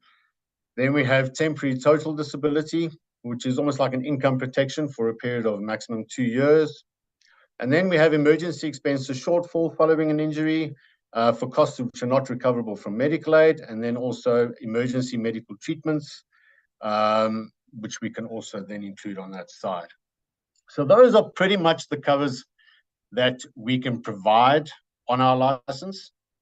And the typical kind of bodily injury claims, or where our claims come from, would be an injury in a car accident, murder and assault, recreational sports injuries, injuries on duty, and injuries at home. So that's pretty much where a lot of our claims come in on our side. Now, just some interesting stats for you, and I think it kind of highlights where these products really add some value. Is 25,000 people are murdered in South Africa every year. 12,500 are killed in car accidents. There's about 3,500 pedestrians every year that are killed. Thousands of students are injured at school every day, and that's either sports injuries, or they're falling downstairs, or they're bullied, assaulted. And then also we have 220,000 occupational injuries and diseases claims which are registered every single year. So that kind of gives you a scale of the kind of numbers that are out there for people that are being injured. Now, looking at how we can use those benefits and use that those kind of benefit structures, how can we add value into different distribution channels? So I'll give you a couple of examples of industries we've worked with over the last couple of years. and how we changed our offering to add value to their offering. So we've worked with quite a few transportation operators who have to buy passenger liability cover. They have to do it. You know, all passengers would have RAF cover or would be covered under RAF. So, you know, operators were kind of saying to us, well, hold on, you know, like we've got this passenger liability, we've got this RAF, but, you know, when people are injured in our buses, you know, these things take so long to get paid, and there's a reputational risk to our business, because if we don't look after those people that got injured and people don't see immediate kind of assistance in looking after them, you know, it really can have a massive reputational risk on the business and a moral risk to the local people and the society around them, kind of saying, well, hold on a second, you know, these people are not looking after us, and it's really, really obviously then bad for those businesses. So we can, or, you know, through the industry, through accidents and health insurers, you know, you can add an element of, let's say, death cover to a passenger liability policy, a little bit of disability cover. Maybe not necessary to provide medical expenses or emergency expenses, because those really would be covered by RAF. And, you know, you would be able to provide some assistance in getting into medical facilities for that. But really the issue would be around, if 10 people are killed in a bus accident, can you the next day go to them and say, here's 50,000 Rand or 100,000 Rand per person that was killed? That can get paid immediately. And then, you know, you might be able to wait the 6 months, 12 months, 2 years for your RAF claim to pay out. So it's at least something that you can provide to add immediate gratification to those who were injured and the families of those people. So that kind of shows you what we did in that environment. And then when we go to schools, this is obviously now something completely different. But again, you know, it's still a massive kind of cover, and it still kind of freaks me out that when you go and visit some of these schools and you ask them like what you think is a basic question, that it's not so basic to them. Like, you know, have you gone and met with the closest hospital to your school and asked them what they're going to need if 10 kids get seriously injured in a, I don't know, they fall down the stairs or whatever the case might be? I mean, what is the process? What will we have to bring with? Will we have to pay a deposit? And it's amazing at how many of these schools have not even asked those questions. And I'm sure it's the same with most clients, you know, like they haven't been to the closest medical facility closest to their offices or their sites. So these kind of spark a whole lot of questions, and the answers are not simple. So there are some medical facilities that will say, terribly sorry, we can't assist unless we can get a guarantee or a deposit, or we can get some sort of confirmation that the person's on a medical aid. And that might not work for that school, you know. So there are covers that you can then, you know, design to say, okay, well, if a kid is injured at the school, we can provide emergency transportation, we can arrange hospital admission, and we can arrange a death disability and pay some of the emergency expenses. And I think, you know, some schools will say that they want this included for all the sports injuries, and some will say no, because obviously the costs of that would be extortionate. But if it's just for the field trips and for injuries that happen whilst they are walking around the school, those kind of covers can be put in relatively cheaply and pretty quickly. So, you know, those are the kind of values that we can add there. There's also something, and a claim that we've seen in this environment is an HIV benefit. You know, there was a situation where some kids were pricked by a needle by one of the other students. You know, and they never ever managed to get that syringe, so they had to go and test everybody. You know, do the blood tests, put them on antiretrovirals, and make sure that there was a process in place to restrict the possibility of HIV, because they were unable to find out if, you know, the blood in that syringe had HIV. So these are the kind of things that the schools will have to be aware of, that they have an obligation to look after the kids that are there. And these policies can be built around looking after that for them and assisting them through that process. Now moving on to like families and individual people. And this is something that I've really been very passionate about for many years. And my slide here is like very full, and that's that's just how my brain would work around it. Is there's so many things for us to think about. And if you think of a young family, the parents are 30, there's 2 kids who are still to start school, and the father is killed in a car accident. I mean, you've still got so many years of debt to pay. You probably still have a bond. You probably still have a vehicle debt. You still have to put your kids through, I don't know, 12 years of school, 5 years, 10 years of varsity, or tertiary education. Will your life covers, and I'm sure in some cases people might have more than enough, but younger people might say, well, hold on, it might be better to buy a little bit of additional accidental death cover because I do have those responsibilities when I'm younger, and I'm probably more susceptible to dying in an accident-related incident while I am younger. So, those are the kind of things that we would want to look at from a family perspective, and individuals buying their own covers in addition to what they would already have under retirement funds or their own life policies. And obviously the older you get, the less deaths you would have. Your kids have been through school, you might not need the additional accidental death cover. So it really would depend on the stage of your life and your own circumstances around, the type of debt you have. And I've given a ballpark indication, and this would be pretty much around the accidents and health environments. The ratings would be pretty same all over the place. So R1 million worth of death cover would cost you like 75 Rand a month, which I think in today's kind of money, that's what's a loaf of bread and a 2-liter milk. So that's really where we can see a lot of value for individuals, families.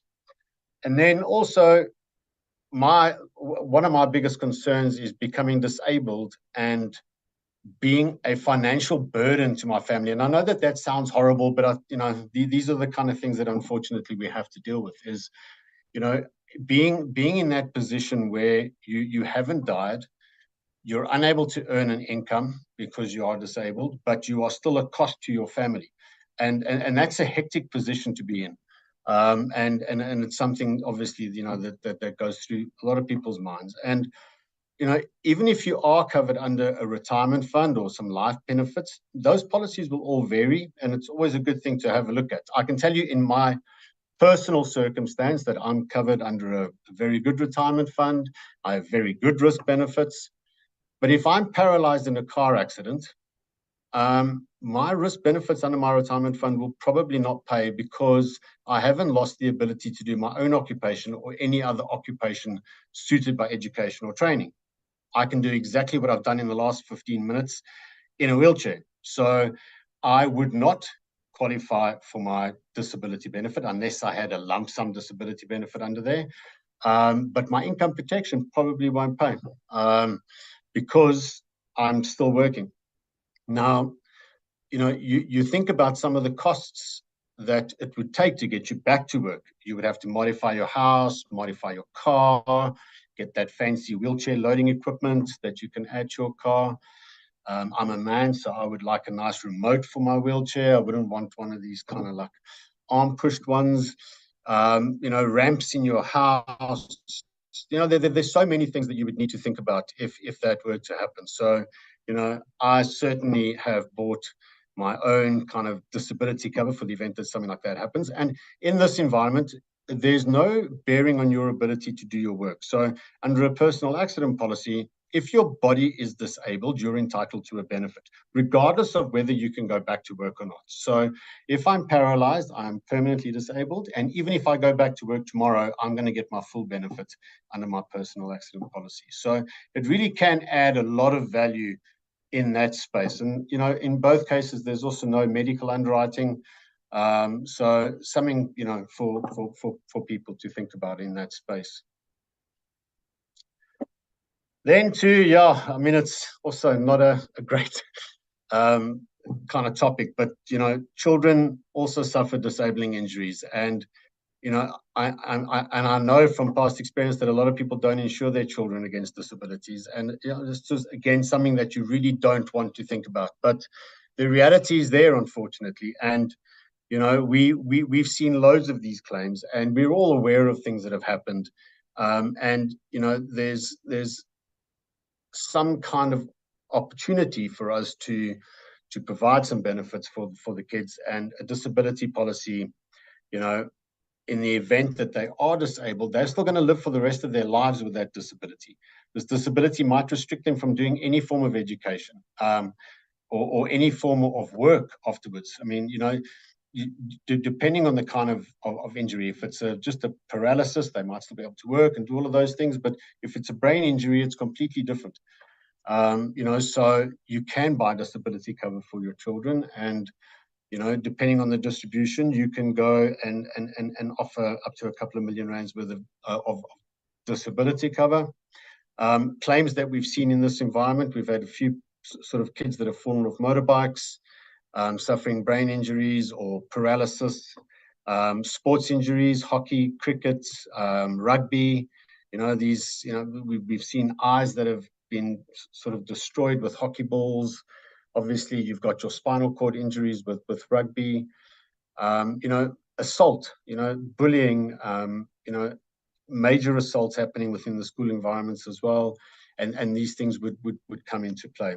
These kind of covers can be provided on a 24-hour basis. It's not just whilst you're at school, or, so they might already have a policy where they are at school, but this would be able to cover them in addition to, if you buy it in your personal capacities. So, those are the kind of covers that you could look at for your children, and certainly something to think about. Then, looking at all of that, we also now, and most of the work that we do is really with companies where we want to go in and offer them some sort of cover for their employees. And as much as we would like to believe that every employer in South Africa sees value in a retirement fund and putting death and disability and funeral covers and all those things together for their employees, a lot of them don't. A lot of them don't have they don't have the money for it, or they refuse to do it. So very few of the smaller kind of SMMEs, smaller commercial type clients, actually provide any benefits to their employees. And, that's one of those things. And that really gives us the opportunity to work with them, show them some of the value that can be had via a personal accident policy.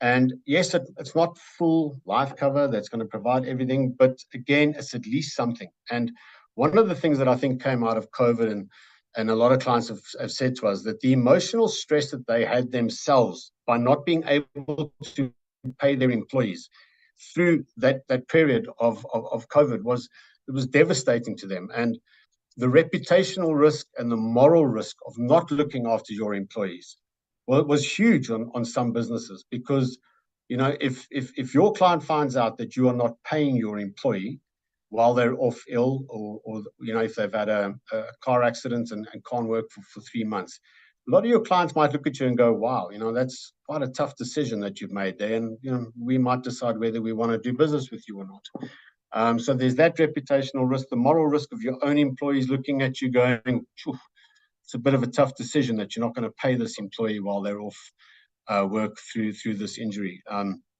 So we've seen a lot of clients turn their opinions around on that and kind of said, look, if we can at least just provide some form of income protection if they get injured, that'll be great, because it takes that decision-making process away from us, and we can then make sure that we can at least continue to pay them. Because also with smaller companies, if they employ 10 people and one gets injured and can't work for 6 months, they will have to replace that person. It's not like, they would only have 9 people if they could operate their business with 9 people. So there would be a potential additional cost to running that business, because now they've got to employ somebody else and pay them whilst this individual is off work. So there is a, needs analysis. There is a business case to be had to say to companies, look, you have a risk, and you really should try and look after that risk by providing some form of benefits.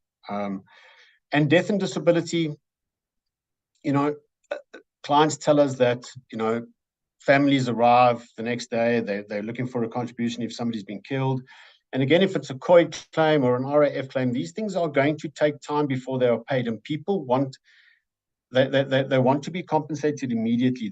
it's difficult for people to understand why a COI claim or an RAF claim is going to take 6 months, a year, and to take that stress away and also to provide for those families and look after those families. Some companies are saying, you know what, let's just at least provide a sum of money in the event that the employee is killed. And you can do that on a working hours only basis, or you can be the nice employer and say, we'll do it on a full 24-hour basis, which most of the clients would do. So, those opportunities are starting to open up. And if we come up with ideas and think about ways that we can get into the client base and explain these things, I really do believe that the uptake will be tremendously high, which we've basically seen over the last couple of years. Another element that we bring in, and there's opportunities in that space, is to say that, and linking what we do under a personal accident policy to what is happening within the compensation for occupational injuries and diseases space. So an amazing stat is that 50% of companies in South Africa are registered compliantly registered with COID. So the other 50% are not. And this is not a decision that they can make themselves. They have to. Whether they have part-time workers, full-time workers, casual laborers, they have to register with COID. It's not an option. And it's a criminal offense which will have jail time or fines or penalties if they don't do it. And it's mind-boggling to know that 50% of clients have not even considered it, or maybe have considered it and just didn't get the kind of right response. So they're not kind of sure what to do from there. So I think, it's why are companies not registering with COID? And to my mind, and from what we've kind of heard, is the process is very difficult.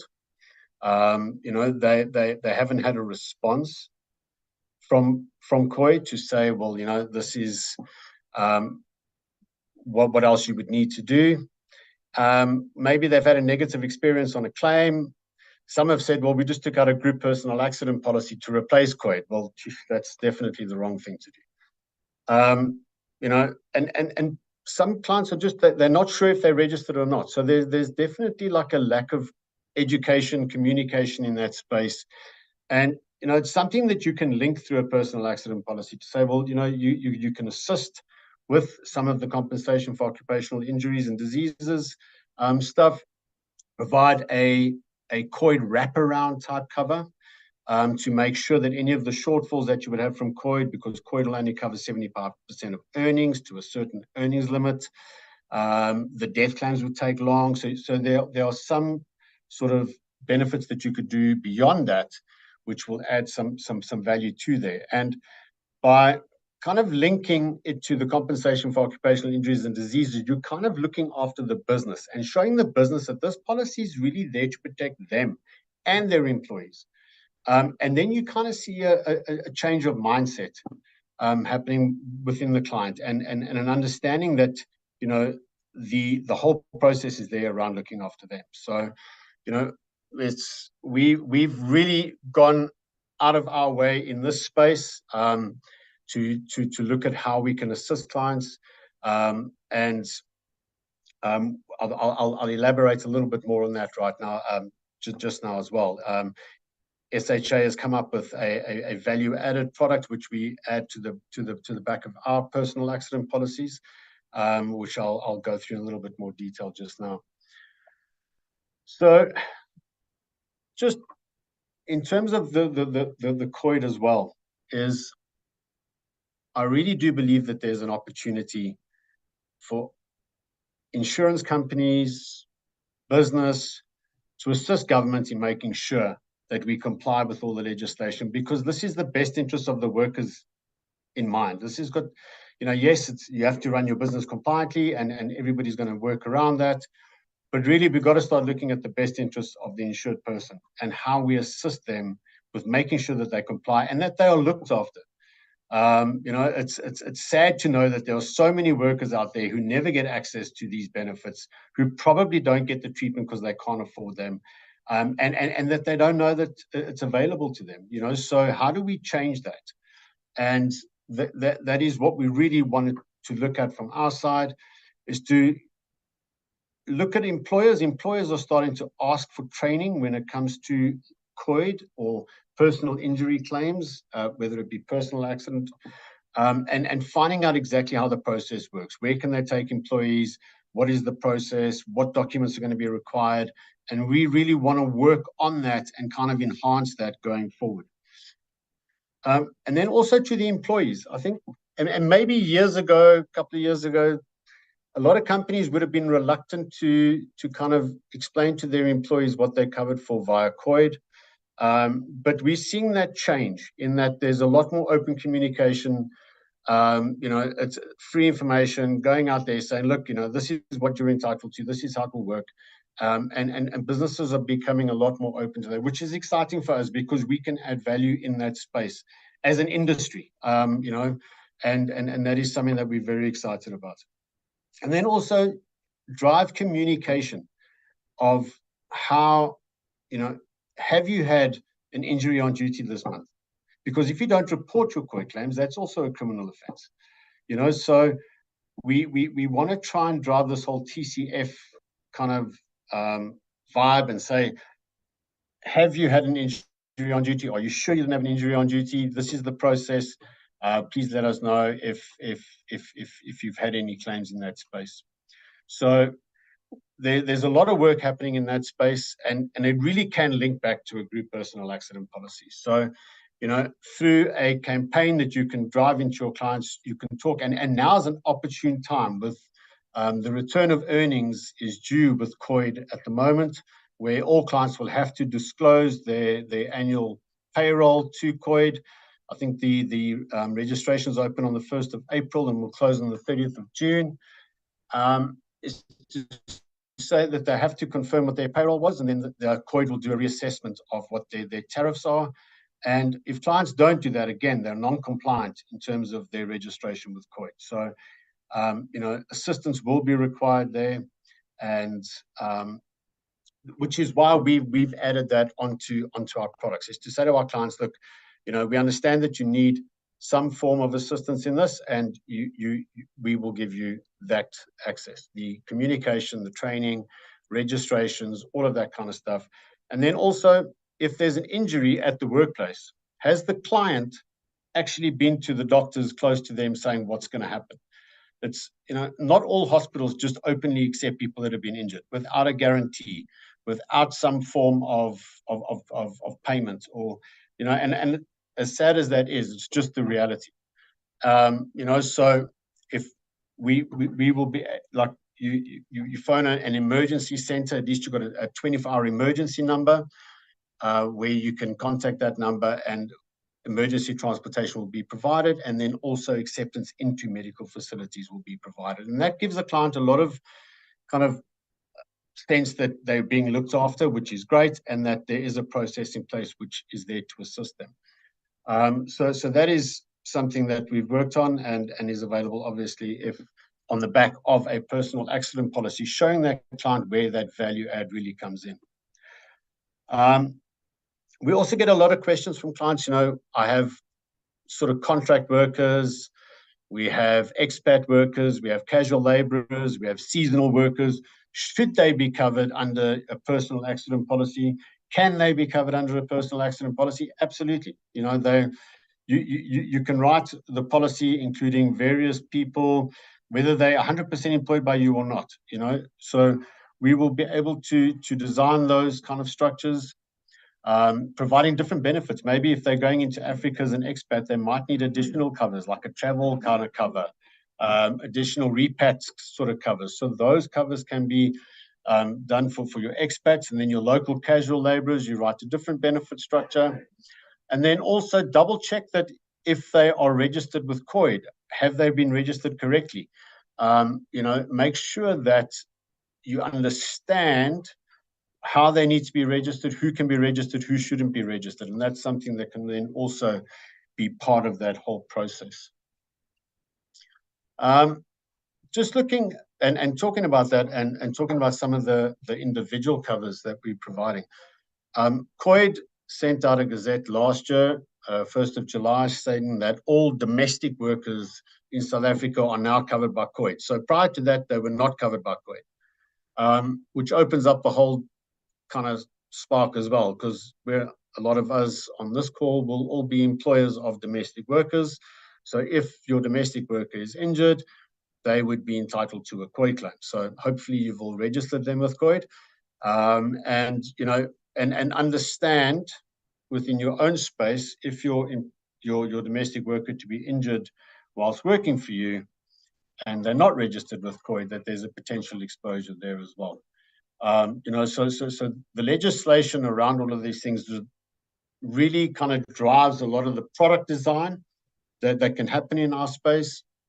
And yeah, we look forward to kind of engaging, and hopefully this talk has opened up some thought-provoking sort of ideas within all of you, and it would be great to share some of those. So there is the Q&A, and if you have any sort of ideas or you want to talk about anything, pop something into the Q&A. We'll be sure to get back to you in the next day or so. And looking at opportunities of how you can use your one database. So it's great working with brokers that have personal lines and commercial, because it's very rare that they kind of market between the two. And a personal accident policy is really something that you can use to get into both those bases. So if you have a commercial sort of base, you can send an opportunity to each employee to buy individual cover for themselves, their children, their domestic worker, whatever, So cross-selling between those two different kind of client bases is huge, and something that, if brokers have opportunities to do that, the accident and health, personal accident space is a great place to kind of interact between those two spaces. So that is pretty much my story. I hope I've got my point across. I hope there's a whole lot of kind of ideas coming out, and people are thinking about how we can interact and work with different bases to add different types of benefits that can add value to that space. But yeah, that's me. Thank you so much.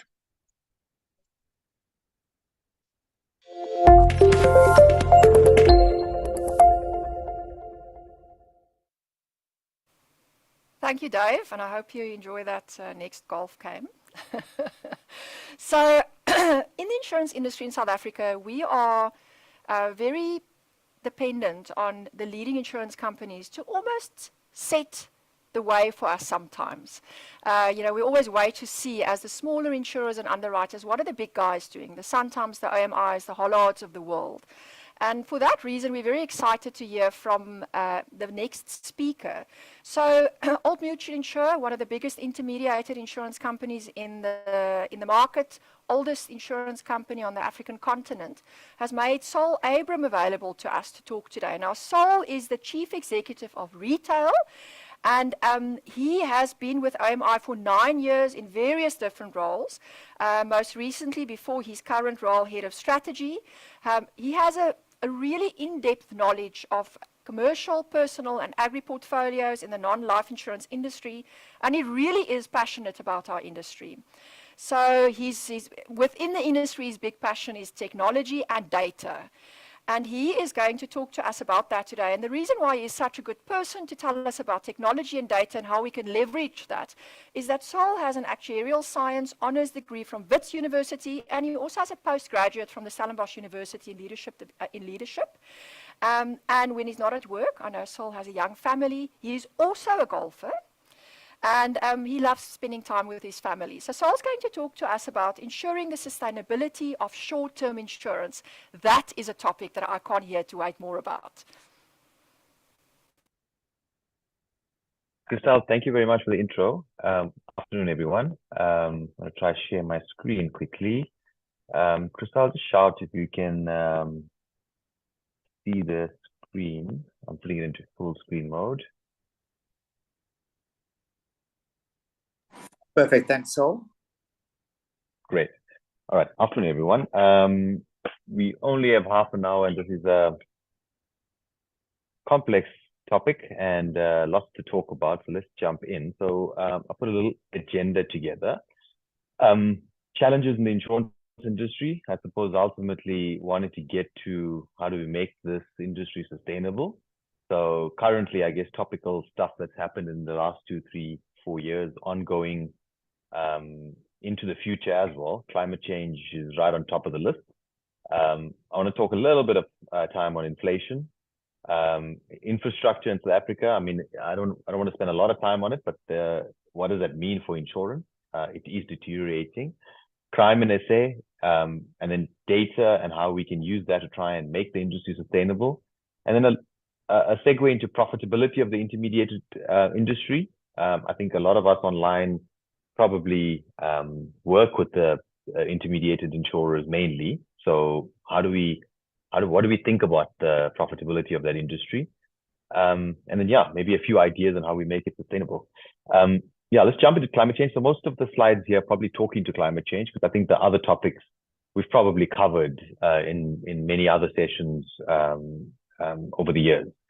So let's just quickly kind of pick up on where we are from a climate change perspective globally.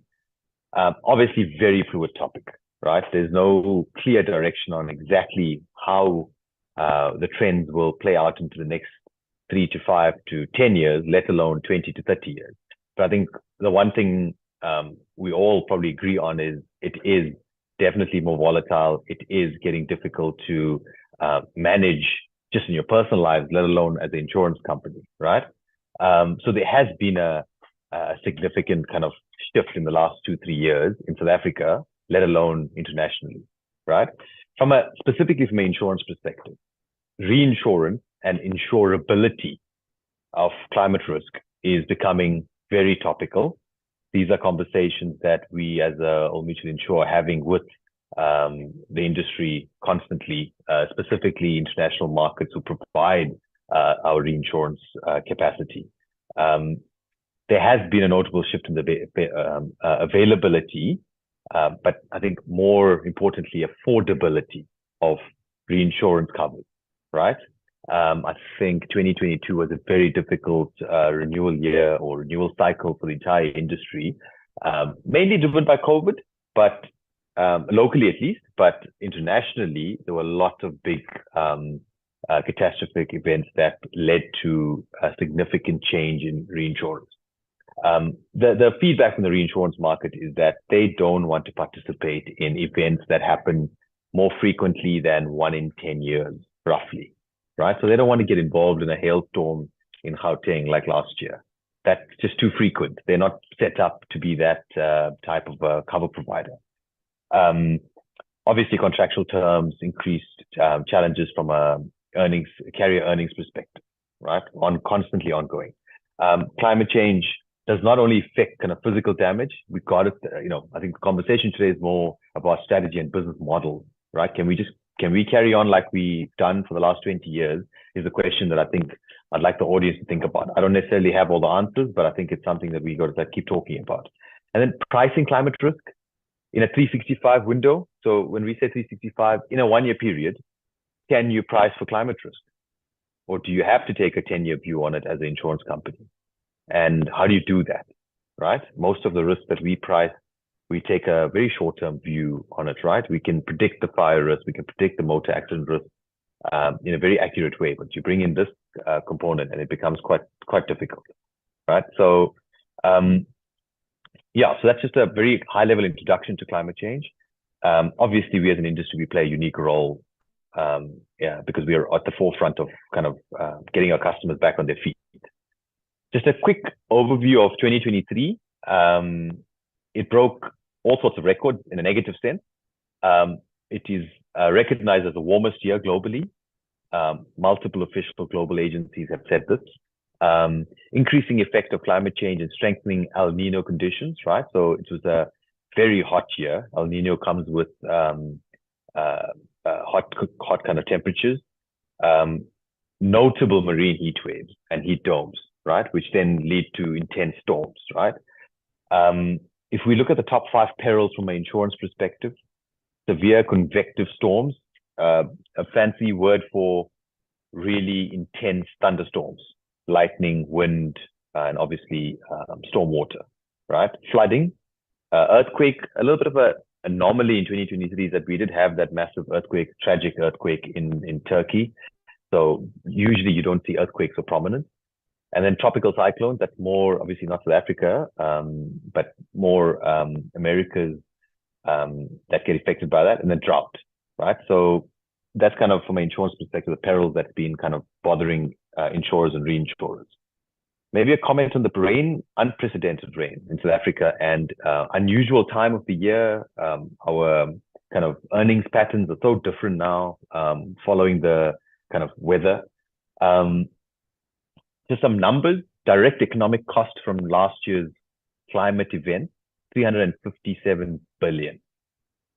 That's a scary number. And we'll talk about kind of how much of that was insured or reinsured shortly. I am kind of referencing at the bottom there, a lot of this is from a climate report that Gallagher released earlier this year on the 2023 year. Just from a mutual insure perspective, I presented this at the FIA conference last year. What does this look like? So we tried to break our kind of catastrophe event into small, medium, and large events over the last, 1982, so it's almost 40 plus years of data, right? So as you can see, all the way up to the end of 2000, South Africa was largely unaffected, and Old Mutual Insure was unaffected by, any size cat, small, medium, or large. But in the last 20 years, you can see the ramp up. In the early 2000s, we had 22 large events, and the prior kind of 20 years, we barely had 11, right? So in one decade, you had twice the amount you had in the previous 2 decades. And then in the last 10 years, from 2012 to 2022, we had 36 large events, which is quite scary. So we're becoming, as an industry, as a short-term insurance or a non-life industry, we're becoming a volatile industry, right? Which is problematic, right? So our results used to be a lot more predictable. Our behavior, therefore, our behavior as an industry was a lot more stable. Now, a lot more volatile, which requires insurers to manage their businesses a lot more agile manner. All right, so let's talk about insurance protection gap. So protection gap, portion of event costs not covered by insurance, right? 66% was the number last year. So 234 billion was not covered last year, right? But that includes the earthquake event. So I think that's a bit of a misleading number. So if we take the economic cost solely from weather and climate events in 2023, excluding losses from the earthquake, it was estimated to be 301 billion, of which insurance covered $116 billion, which is 39%. So globally, only 39% of the economic loss was covered by insurance. Now, it's quite a scary number because, as I'm sure most of you are aware, South Africa has a very low insurance penetration. So if we include the entire globe and you get to 39, South Africa is obviously much lower than that. So that is a big worry. And as I mentioned in the introduction, the significant portion of the losses, once you remove the earthquake peril, was from the severe convective storms, SCS peril, which actually broke a record for insurers. And I can tell you from our Old Mutual Insure perspective, we had our worst year from a convective storm perspective.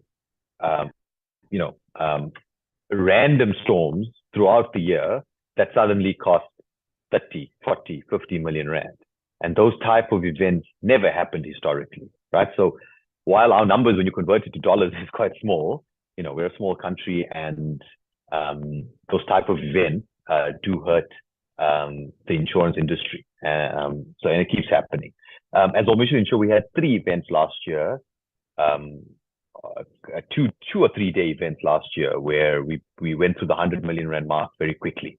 as an insurance company, and most of it related to the convective storm, and obviously one was the hail event in November last year in Gauteng. So obviously the worry here is that insurance becomes more and more expensive because there's just more and more claims from weather-related events, and therefore the insurance penetration decreases, which is not what we need in South Africa. So how do you deal with that problem? How do you deal with the fact that, unfortunately, you're exposed to climate change as your asset, and in your personal life and in your business agri kind of line? Are you going to provide insurance without climate change protection to make it more affordable? Because we've got to start thinking differently about insurance, I guess, is the answer in this country. If I just kind of talk a little bit about what are we doing in Old Mutual to try and understand our climate exposure. So I thought I'll put up some pictures rather than all the fancy work that goes on in the background. So firstly, we're investing a lot of effort into cleaning up data and working with some really advanced flood models, and I'll show you some now, to pinpoint exactly where our exposure and risk lay.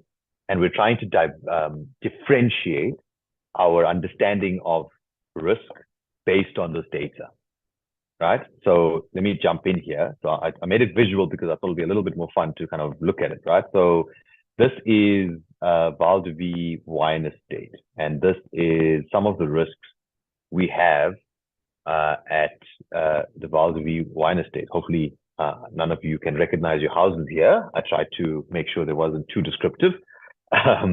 But so there's a couple of 50 odd houses there in this picture on the estate that Old Mutual Insure currently insures. And historic way of pricing would not, all else being equal. Obviously the houses are very different, so the value of the house and the sum insured and the contents would obviously drive the pricing. But let's just talk about rate. Historically, the rate would be largely similar on these properties, and obviously you can see the blue color there representing water, right? And I don't know how many of you have been to the estate, but there is a river that goes through it, right? And you can see it there. So what have we done? We've kind of put this into, obviously we've geocoded our risk, and we've put it into the model. And what does the model say? So let's talk about undefended river flood, right? So in other words, what would happen at a 50-meter kind of undefended river flood? And that's what happens. All of those properties will be impacted. That's quite a ridiculous event. 50-meter flood, or 50-meter buffer applied is a really extreme event. So let's get a little bit more nuanced. But I guess the point here is we're zooming in now. We're getting into detail, right? Which is important, I guess, is the one message so far, right? So let's talk a little bit differently. So undefended river flood, 20-year return period. So what does that mean? We don't expect the event to happen. The event shouldn't happen more than once every 20 years. Or, it's a completely unexpected event. So on the right-hand side, or you can see the different colors coding that we've done.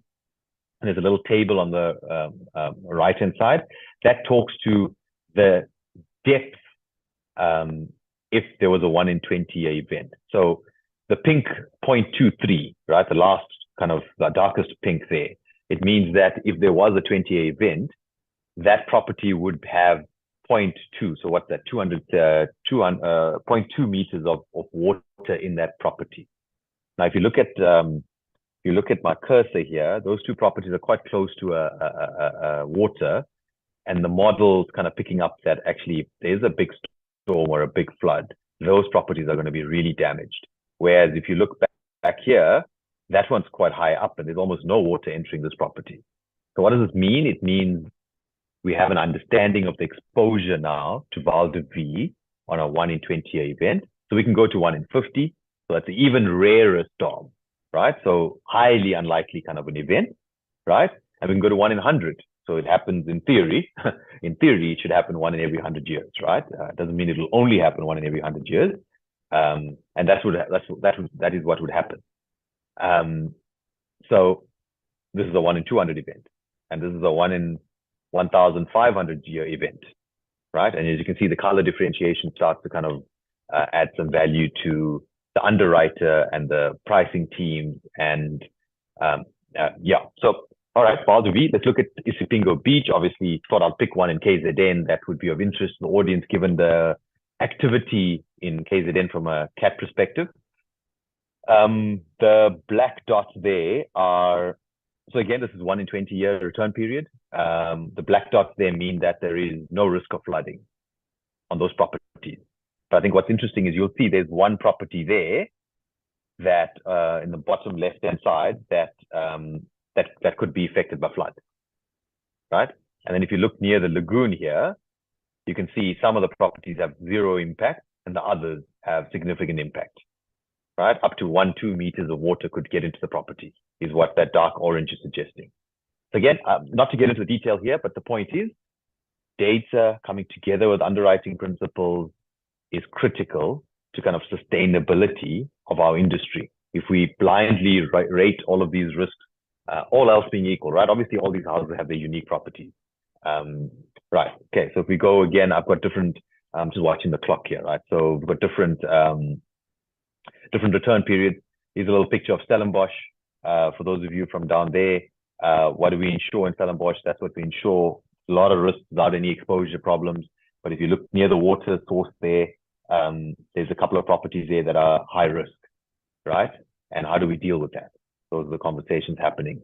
Those of you from up in Joburg, Harties, you'll know the bridge that everyone drives over. Some of the properties that we have there, what's the exposure to flood, right? You can see the dark colors are the ones closest to the dam. And as you get further away from the dam, you get slightly lighter colors, which make it, which suggests that the flood risk is less. Again, the point is the model is logical. If you're on the water, high risk, and if you're further from it, still a risk, but slightly lower. So some logical answers coming out. So we're doing a lot of work in the business, and I know I'm sure all the other insurers are as well, to understand this climate risk. So I've shown you flood. We're doing similar work for hail. We're doing very similar work for wildfire, which is obviously a risk in South Africa, given the different kind of vegetation we have and the weather conditions we have in the northern part of the country compared to the southern part of the country and the coastal region. So guys, lots of work being done to try and understand climate risk so that we can become sustainable as an insurance industry, right? Kind of just some climate change specific stuff, which I think a lot of you would read about. I'm not going to spend too much time on it. Obviously, the critical thing for us from a global perspective is to limit temperature rises, right? It's critical that we do that, right? So there's a whole lot of targets that have been set by COP28, which was in Egypt last year. And we actually had a couple of EXCO members attend COP28 to try and get closer to understanding what, globally what the leaders are trying to talk to. The reality is there's not a significant change in current practices, unfortunately. Extreme weather kind of events will become more common if we do not do something. And that the reality is will lead to more difficult conversations for us with customers because these events keep happening, claims keep coming, and therefore insurance premiums keep going up, right? So that's not a good event for anyone. I'll move on here because of time. Accounting for climate risk has become more important, but also difficult to price these risks, right? From an insurance industry perspective, we obviously right in the forefront of everything, right? But we can't manage everything ourselves. It has to be a private and public market kind of stakeholders that come together to solve this. The burden cannot just be passed on to insurance companies and say, well, sort it out. You insure the risk, right? Secondly, risk-based insurance pricing, right? We have to go there. I've just shown you some of the cool work we're trying to do. So one house next to another, completely different because one's got a high flood risk versus the other, right? So it's going to get to that level of the rate is going to be significantly different on these risks. That's the reality. Technology and engineering improvements, critical, right? So the good news is technology is advancing rapidly, right? So how do we use technology and engineering as a customer, not as an insurer, as a customer to risk improve. Right? Risk improvement is critical to managing the customer's risk exposure to climate change. That ultimately, if you're a better customer from a exposure to climate change perspective, you should be getting significant benefit. And how do you articulate that to an insurance company? How do you work with insurance companies to make sure the risk-based insurance pricing is what's happening, right? Yeah, I mean, the reality, some areas may require high insurance premiums. And if you look at what's happening in the States, the larger insurance companies who have exposure to some of the complicated suburbs where wildfire is constantly happening, where flooding is constantly happening, they've walked out of the market saying no more new business because we're at our limit for that suburb. Any more exposure would make them irresponsible as an insurance company, right? So how do you maintain market presence in some areas deemed to be too risky to insure? KZN comes to mind. I don't think we're there yet with KZN, but what happens is the same pattern carries on for another 2-3 years, where it keeps having events, right? And then exposure management, guys, is a word you're going to hear, I think, in the industry globally and locally. It's not a new word, but it's not something that's like, you know, a conversation that we have with a broker, or it's more of a underwriting, you know, your chief underwriting officer, reinsurer conversation, right? Exposure management. It's going to become down to geo-coordinated street level. Where do we have exposure? How do we underwrite the portfolio differently? And kind of as the population dynamics of South Africa and globally changes, right? People moving to coastal areas, out of rural areas into urban areas, and the population density increases. It means you've got more risks to insure. You've got to understand, do I have 10 houses on that street? Or is this my second house on the street? Therefore, I have more capital I can deploy, i.e. write more policies on that street, on that suburb, in that province, right? And that's going to depend on what exposures we have to flood, wildfire, hail. If you're a zone with flood and you're prone to wildfire and you've got hail, our answer to that street, that suburb, might be very different to a suburb down the road where maybe it's just flood risk or it's just wildfire risk. So those type of nuance is coming, and it's going to come down to a quote level. It's going to have to be at a policy item level interaction, which means, again, technology and data is going to have to play a huge role in the industry going forward. There's just no option other than going that route. I've got 5-10 minutes left, so I'm going to quickly touch on ESG. Obviously, ESG, really big part of all the big corporate strategies now. Regulatory demands are growing, but there is lots of inconsistency in the world, right? So there is a couple of new standards with IFRS S1 and S2 trying to streamline ESG, right? So environmental, governance, social, right? So trying to streamline it, trying to understand how do you compare one company to another, and across industries. You can't just talk about insurance companies, right? We all have a role to play. Be it, how do you compare one broker to another versus an insurer to other listed companies in stock exchange, right? So there's lots going on here. It's adding cost into the insurance industry. Tell you now, we're investing lots of effort into trying to get this right. And that ultimately is not a good thing, right? So yeah, cool. So quickly, key takeaways, right? It's a journey. No one solved this problem. We're not going to solve it anytime soon, but that doesn't mean we mustn't act and start preparing for whatever lies ahead. And part of the solution, you kind of don't maybe not have the full answer, but you know the direction you need to go in, right? Underwriting performance for insurers under severe pressure because of stuff that's going on.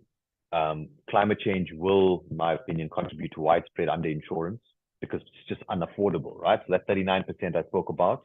In South Africa, it's probably more like 10%. And sadly, our job is to get it higher. As an industry, we should be wanting more and more people insured, but climate change puts that at risk, right?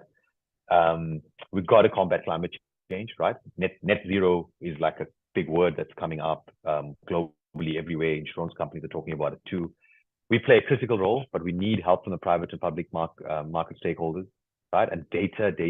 We've got to get detail on what we insure so that we can understand as an insurance company what our exposure is, right? And then, yeah, I think we've spoken about rainfall being unprecedented. Okay, so climate change, big problem, lots of work to do. We are doing lots of work.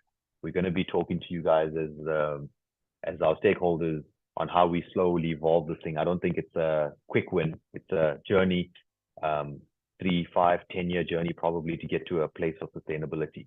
Quickly want to touch on inflation because that creates a sustainability challenge again, right?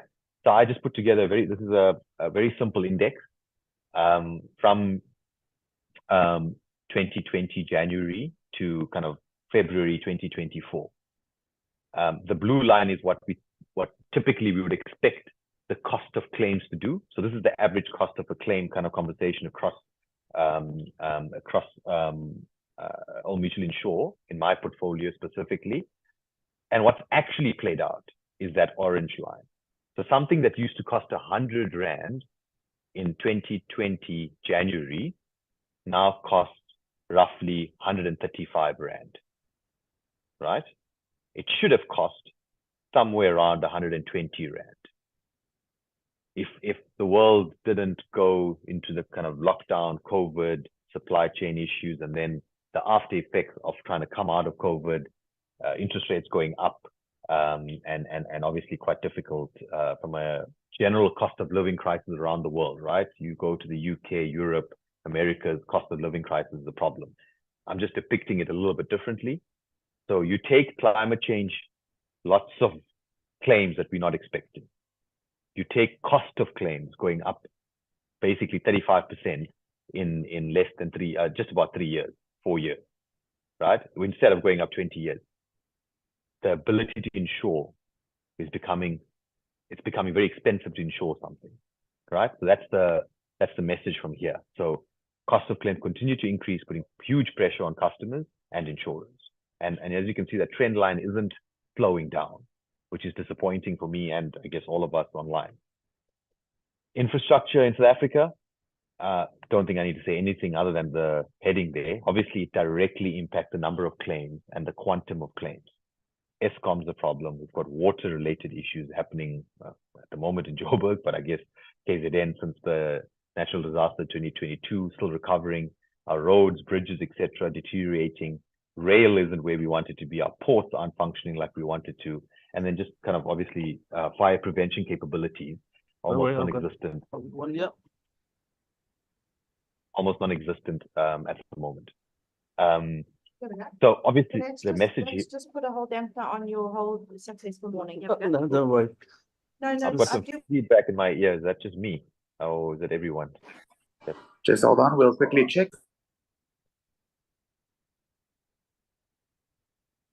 Okay, I'll carry on for now. I could hear something in my ear, someone talking. But anyway, so I guess the point is, if our infrastructure in South Africa isn't maintained, it will lead to more claims, which makes insurance difficult again, right? So now I'm just adding up the kind of pieces again, right? So climate change, problem. Inflation kind of continues to frustrate all of us, personal lives and in insurance. Infrastructure is worsening, leading to more claims. Cost of insurance is going up, sustainability. Crime is obviously a constant challenge in South Africa. I mean, I don't think there's been a significant shift upward, except in the theft of cars, right? I'm not seeing a huge shift in contents and buildings kind of crime, or all risks, but theft of vehicles, and it's specific make models that are a problem. But it is the reality, right? We're losing way more cars than we'd like to be losing, and that's causing again costs to go up, right? From an insurance perspective. Data challenges in the intermediated space. So I guess the one thing that we can do as an industry is really work together with the insurance companies. And I'm not talking here as the OMI representative. I mean, I'm sure all the other insurers have similar views on this. And I'm saying intermediated because the direct insurers can manage their data directly with their customers, right? And it's almost a prerequisite to getting insurance done with your direct insurers. So, you know, we've got complicated policies, obviously, in agri commercial, which make data kind of quality difficult. But guys, we don't have an option. We have to fix this for the sake of sustainability. So It's a big drive in Old Mutual Insure, and I'm aware a lot of the other competitors are also doing the same thing. We've got to clean up our data to make sure that we as an insurance company can provide the best service, and from a exposure management perspective, that geocoding stuff that we showed you, we could do a lot better if the data was cleaner. So yeah. Last couple of slides from me. I know we're running out of time. Profitability of the intermediated industry. So, you know, Christelle mentioned I'm very passionate about the industry. Let's be specific. I'm very passionate about the intermediated industry. I've grown up in this industry. I've been in the industry for 16, 17 years. And what's happening is that direct insurers have a very small portion of the market, but they make significantly more profit than the intermediated insurers. And if you're making more profit, you're able to invest that back into the business to grow that business even faster, even better technology, even better customer service, even better data. And the list goes on, right? Even more marketing, right? To our customers, who eventually pick up the phone and go direct, right? So sustainability of the intermediated industry requires us to work together to solve all of these problems, right? Ultimately, everyone in the value chain needs to win. Last year, a lot of the insurance companies have released results. The two biggest direct insurers, I'm not going to use names now, right? I don't think that's fair, but the two biggest direct insurers in South Africa combined made, let me give you a number, about 3 times as much profit as the 4 biggest intermediated insurers.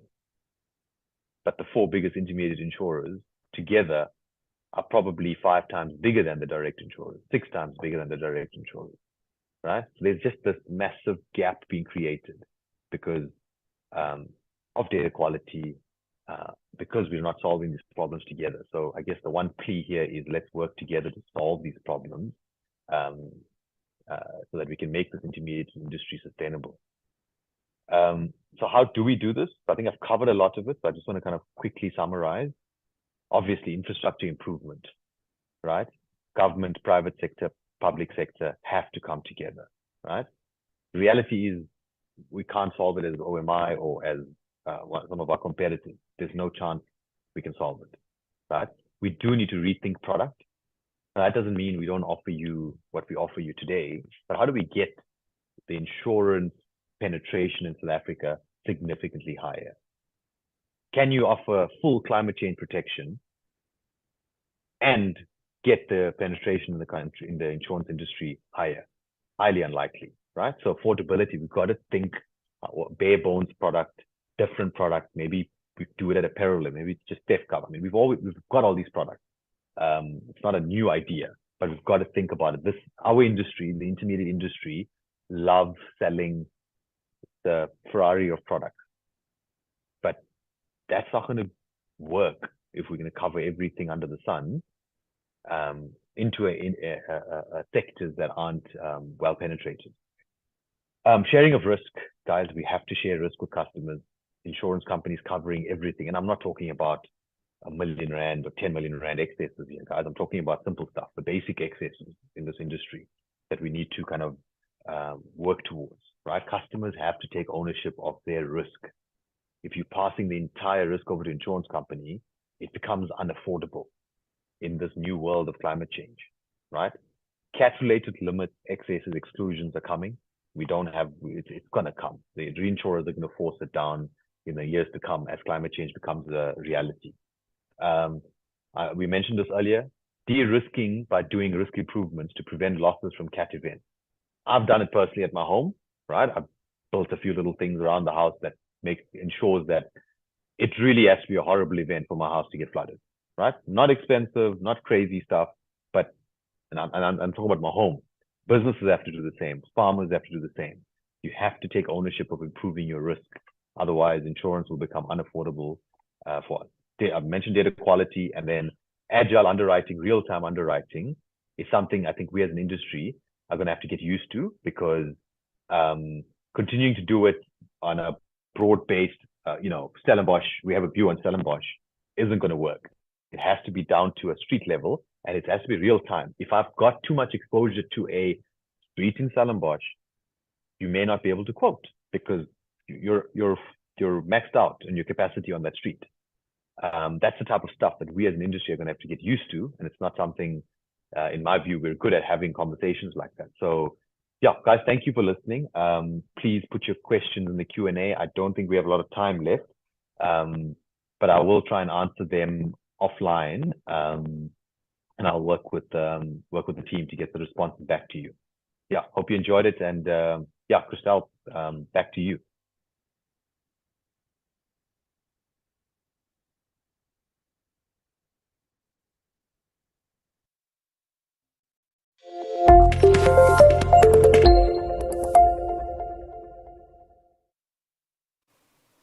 Thank you, Sol, and such a strong reminder of the importance of data and technology in our industry. You just can't get away from it, and we really appreciate your time here today.